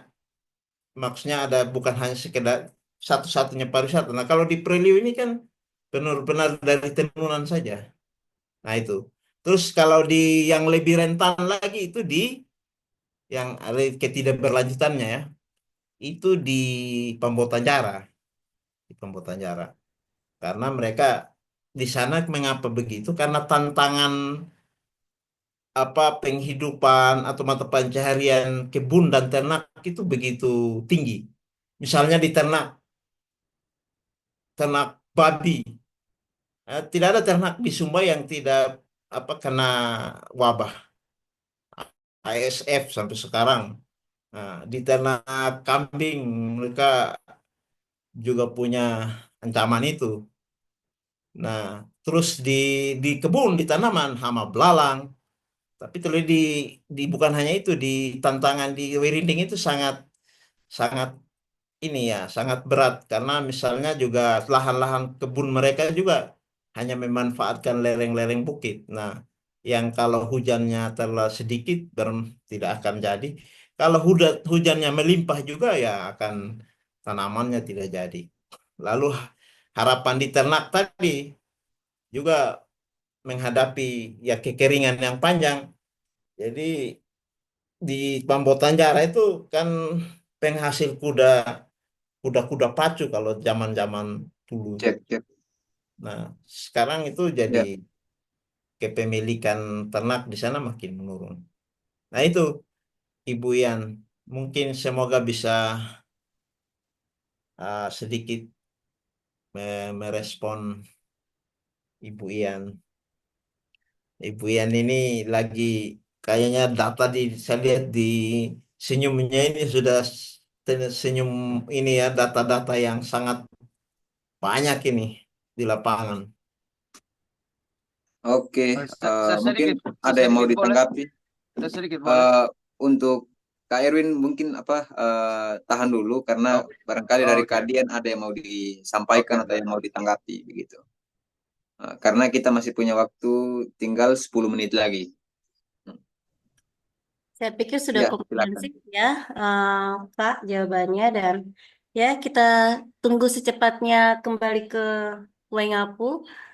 Saya gantian kakak ke Wengapu, saya balik ke Salatiga gitu. Ya, kasih. Oke, terima kasih Kakak Diana. Selanjutnya untuk termin kedua dan termin yang terakhir, kita persilakan ke Kakak Oktaviani Vivi. untuk menyampaikan pertanyaan. Singkat dan jelas lebih baik. Silakan.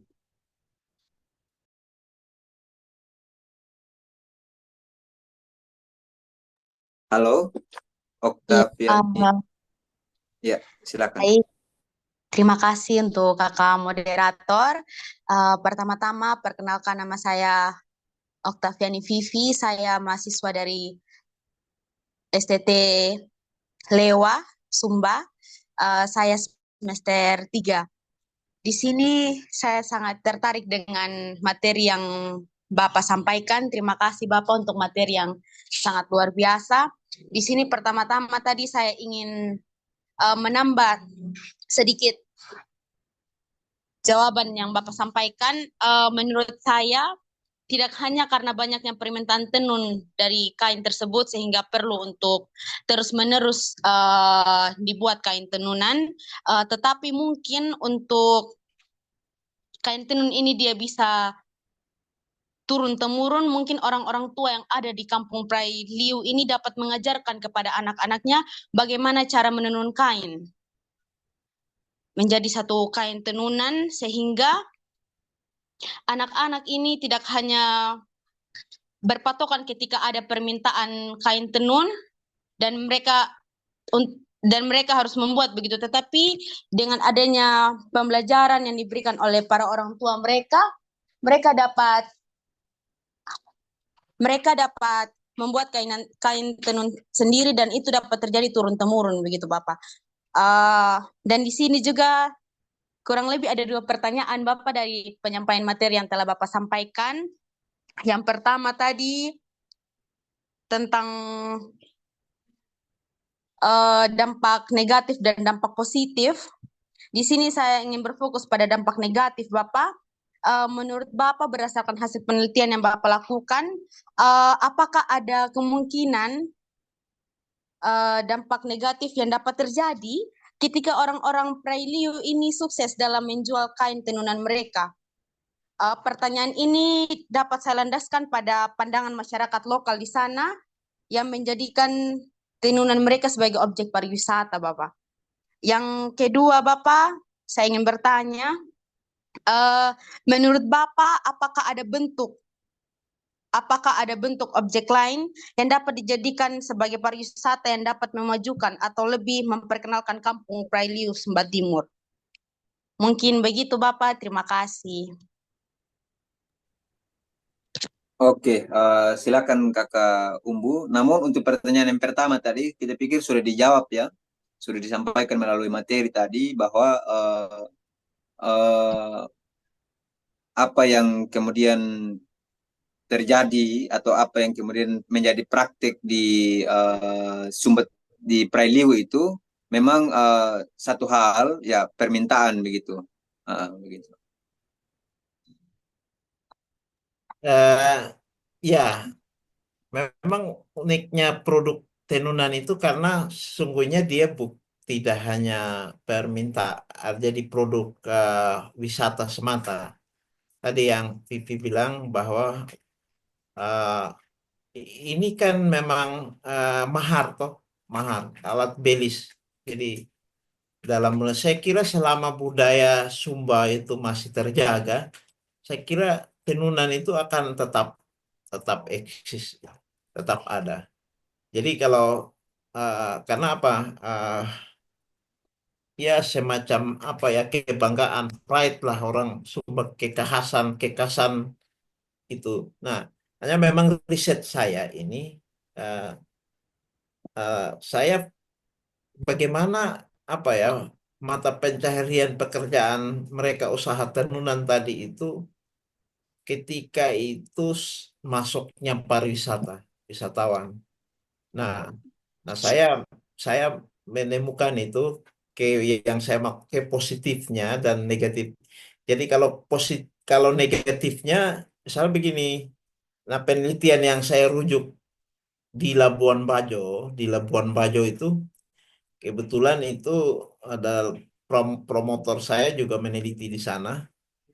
Nah, ternyata apa? Masuknya pariwisata di Labuan Bajo ternyata itu berdampak negatif bagi masyarakat nelayan di Labuan Bajo. Itu temuan dari riset sebelumnya. Kenapa dampak negatif? Karena begini, nelayan-nelayan itu ketika Labuan Bajo menjadi wisata premium, wisata kelas dunia, mereka meninggalkan mata pencaharian atau penghidupan mereka sebagai nelayan. Tidak lagi mereka bernelayan, tetapi mereka kapal-kapal mereka rubah menjadi mereka jadi operator kapal yang membawa wisatawan dari pulau ke pulau. Nah, menjadi tidak berkelanjutan mata pencaharian mereka itu ketika masuk itu musim sepi. Ya, tidak ada wisatawan. Kenapa? Ya, pekerjaan sebagai wisatawan, alat-alat tangkap mereka sudah lepas. Nah, mereka beralih kapalnya itu dijadikan sebagai kapal pesiar begitu. Nah, saat wisata tinggi masuk, memang pendapatan mereka meningkat. Nah, tetapi itu berarti positif. Tetapi kalau saat wisata sepi kan lebih panjang kan, musim sepi di pariwisata itu kan lebih panjang. Jadi Kak Erwin saja bilang di Denpasar aja itu musim sepinya juga seperti itu. Saya kira itu memang kondisi alamiah dari sektor pariwisata memang begitu ya. Nah, saya pertanyaannya apakah dampak negatif dan positif dari masuknya pariwisata di Preliu?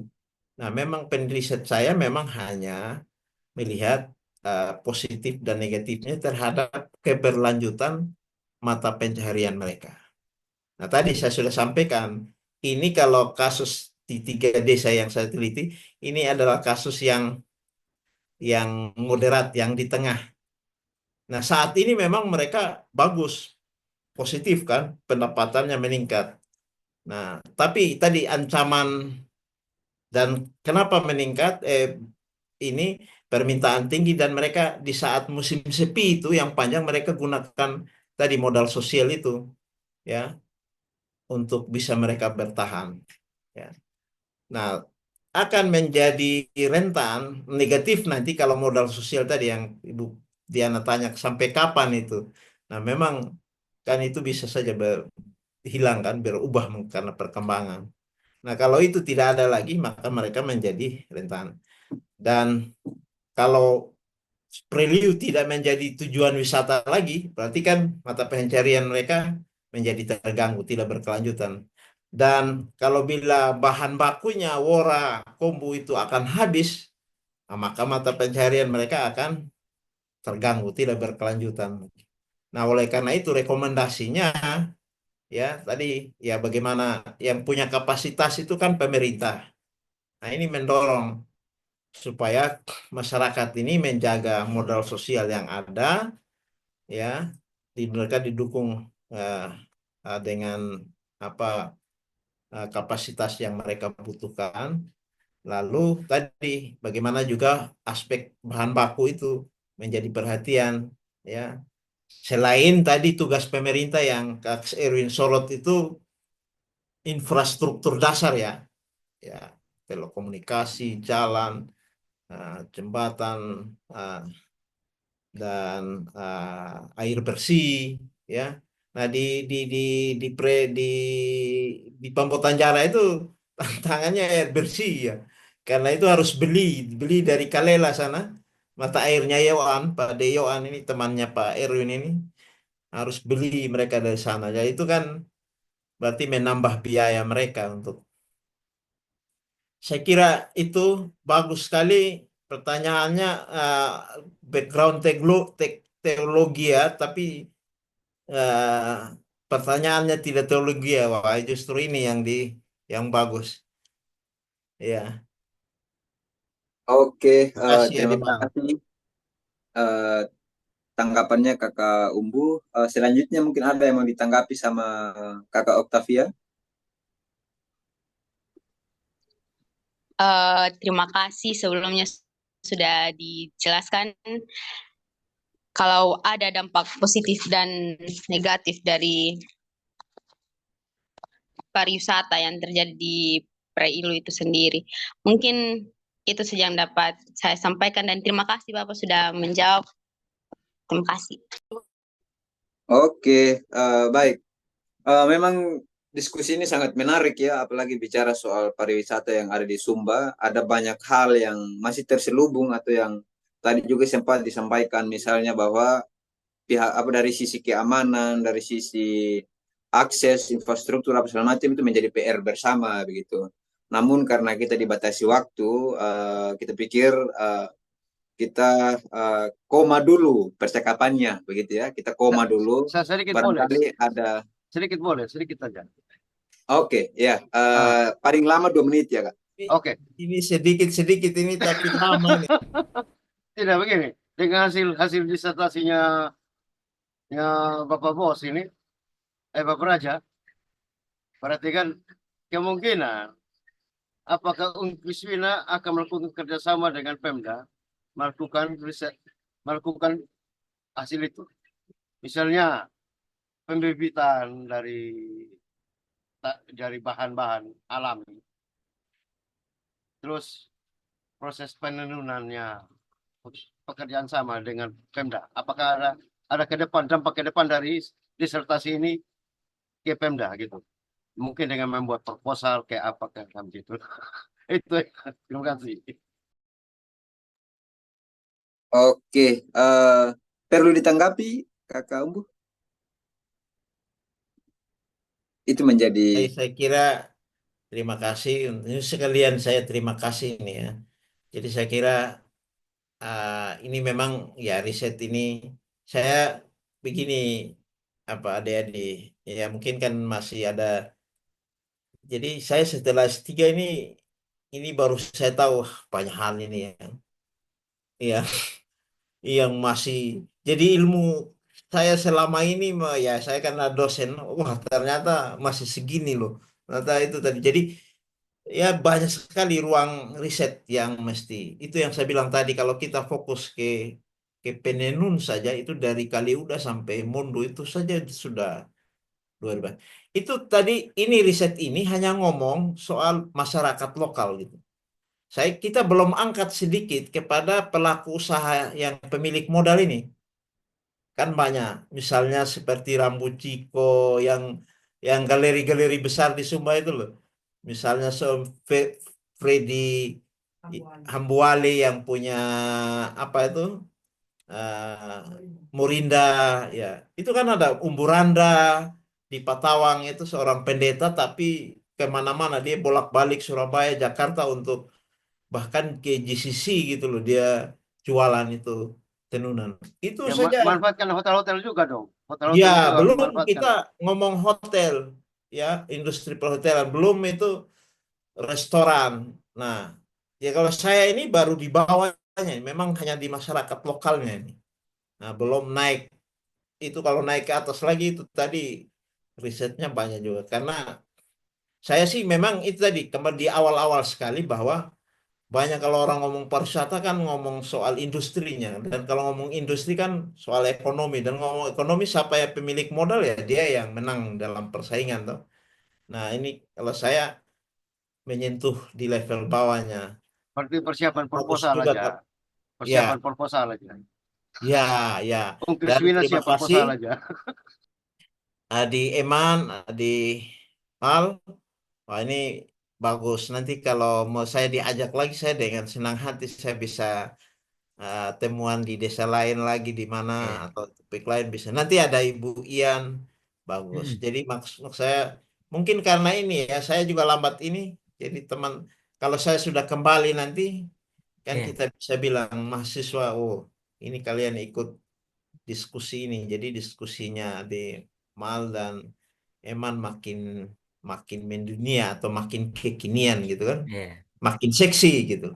Oh, jangan pakai seksi ya. Ini alumni teologi ya. Ya, bercanda. Saya terima kasih sekali lagi. Terima kasih. Nanti kalau Ya, teman-teman. kalau masuk di profesor, Oke. kalau profesor itu tentang tato apa? Tato budaya di Sumbanya itu lebih bagus. Oke, baik. Baik, tadi nampaknya dari Kakak Umbu sudah sekaligus menyampaikan closing statement-nya. Saya pikir kalau saya boleh menyimpulkan, sependek pengetahuan saya, apa yang kita diskusikan pada malam hari ini sudah banyak berbicara terkait dengan bahwa sebenarnya Sumba punya potensi pariwisata yang besar begitu. Hanya ada dalam pengelolaan itu sendiri kita melihat ada banyak celah, baik dari sisi sumber daya manusia, sisi dari sumber daya alam itu sendiri yang kemudian menjadi bahan-bahan bahan khususnya di dalam apa namanya pengrajin tenun begitu ya. Yang kemudian kalau kita lihat di sini ada dampak-dampak yang kita lihat memang punya nilai yang positif atau secara ekonomi menguntungkan bagi pelaku usaha itu sendiri begitu. Hanya tadi juga disampaikan oleh Kakak Umbu bahwa ternyata itu menjadi bumerang bagi mereka pelaku usaha, khususnya yang ada di strata menengah ke bawah begitu. Nah itu juga menjadi perhatian bersama bahwa mereka punya penghasilan yang baik begitu, tapi di sisi yang lain mereka juga dibebankan begitu. Nah itu sangat menarik sekali, barangkali itu menjadi perhatian atau menjadi apa topik-topik diskusi yang bisa dikembangkan lagi ke depan begitu. Nah kemudian ada apa namanya poin berikut lagi yang kemudian saya tangkap dari diskusi kita pada malam hari ini, memang untuk kemudian kita mau melihat lebih serius pariwisata yang ada di Sumba, maka kita butuhkan kerjasama dari semua pihak begitu. Kerjasama dari semua pihak, baik dari pelaku usaha, dari pemerintah, pemerintah kabupaten, juga pemerintah desa begitu. Nah, karena yang sangat dekat dan yang sangat kenal dengan potensi masyarakatnya itu adalah desanya begitu. Nah, kemudian apa sih yang harus dilakukan oleh desa begitu kan? Apa yang bisa dia berikan secara dalam skala yang kecil misalnya. Juga oleh LSM begitu. Karena kalau kita melihat juga bahwa LSM sebenarnya bisa juga untuk bergerak di dalam perekonomian masyarakat lokal di situ begitu. Nah, tadi juga sudah dihantarkan bahwa kira-kira misalnya kampus yang dekatlah di Sumba atau katakanlah dari kita-kita di sini yang ada di UKSW atau dimanapun kita berada misalnya, untuk kemudian kita bangun kolaborasi, bangun kerjasama atau apalah yang bisa kita lakukan terkait dengan pengembangan pariwisata yang kalau bahasanya Kakak Umbu tadi itu penghidupan apa yang berkelanjutan begitu. Mungkin itu poin-poin yang saya bisa tangkap sekaligus menjadi kesimpulan saya di dalam diskusi kita pada malam hari ini. Saya pikir diskusi Imanitas UKSW tidak berakhir di sini. Kita masih koma dulu. Nanti barangkali ada diskusi-diskusi yang lain lagi, ada isu-isu yang menarik yang kemudian kita bahas. Kita akan berjumpa lagi. Sekian dari saya. Nanti undang Kopesda. Itu Kopesda. Siap. Itu bisa jadi catatan. Denny Denny itu harus undang kalau macam membahas tentang ini undang dia. Oke, itu menjadi catatan. Denny Karbulemu. Ya. Ketua Kopesda. Oke, baik. Sekian dari saya kembalikan kepada Kakak Immanuel. Terima kasih. Oke, terima kasih Adimal yang sudah memimpin diskusi malam hari ini.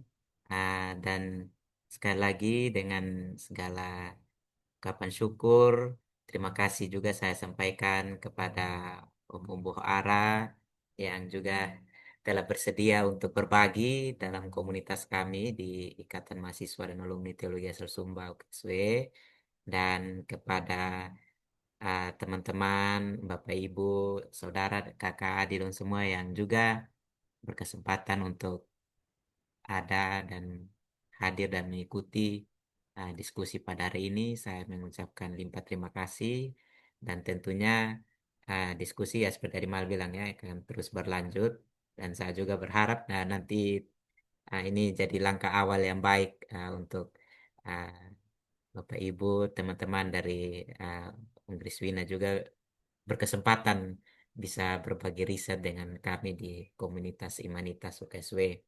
Saya izin barangkali beberapa yang bisa hadir untuk saya mengambil dokumentasi begitu. Ya, ini keperluan di komunitas kami, izin untuk yang bisa open cam untuk saya mengambil screenshotnya kapan layar. Oke, saya berhitung untuk Dino, on mic Dino. oke. Halo. Oh ya, Kakak Dino Ada ya. Rizno, on mic, on mic. Adimal ada On open kamera maksudnya, oh. on mic lagi. Adimal bisa apa dari situ kok? Adimal, saya dari HP agak susah. Adimal mungkin barangkali bisa bantu screenshot. Oke, saya boleh Oh ya, coba. oke. Oke, Screen pertama. semua sudah siap. Saya Oke. screenshot. 1, 2, 3. Ulang. 1, 2, 3. Oke, pas. Oke. Nanti kita sampaikan ke KM. Oke, oke. Terima kasih sekali lagi. Terima kasih kepada pembicara Bapak Umbo Ara sudah berbagi dengan kami di komunitas Simanitas. Kiranya setelah selesai doktoral ini, Tuhan boleh memberkati segala jenjang karir ke depan sebagai dosen di Unkriswina. Dan juga masing-masing kita boleh selalu diberkati Tuhan dalam setiap langkah dan kerja kita masing-masing. Saya izin menutup diskusi kita malam hari ini dalam doa. Itu saya hantarkan doa. Mari kita berdoa. Kami mengucap syukur dan berterima kasih Tuhan untuk kesempatan pada malam hari ini. Kami boleh bersama-sama sharing, berbagi uh, topik yang menarik pada malam hari ini. Kami bersyukur untuk diskusi yang boleh berlangsung. Om Ara sudah berbagi kaitan dengan riset dan juga kami boleh diberkati dengan pengetahuan yang baru dan boleh menjadi bekal bagi kami ke depannya. Tuhan boleh memberkati setiap aktivitas kami dan setelah kami berpisah dari room ini, Allah boleh senantiasa menyertai memberkati kami. Ini doa, ini sembahyang kami di dalam Kristus Yesus Tuhan dan Juru Selamat kami. Amin. Oke, sekali lagi saya mengucapkan limpah terima kasih dan informasi selanjutnya akan kami share untuk diskusi-diskusi yang mendatang. Selamat malam dan Malam. untuk kita Malam, semua. malam, malam. Shalom. Malam. Shalom.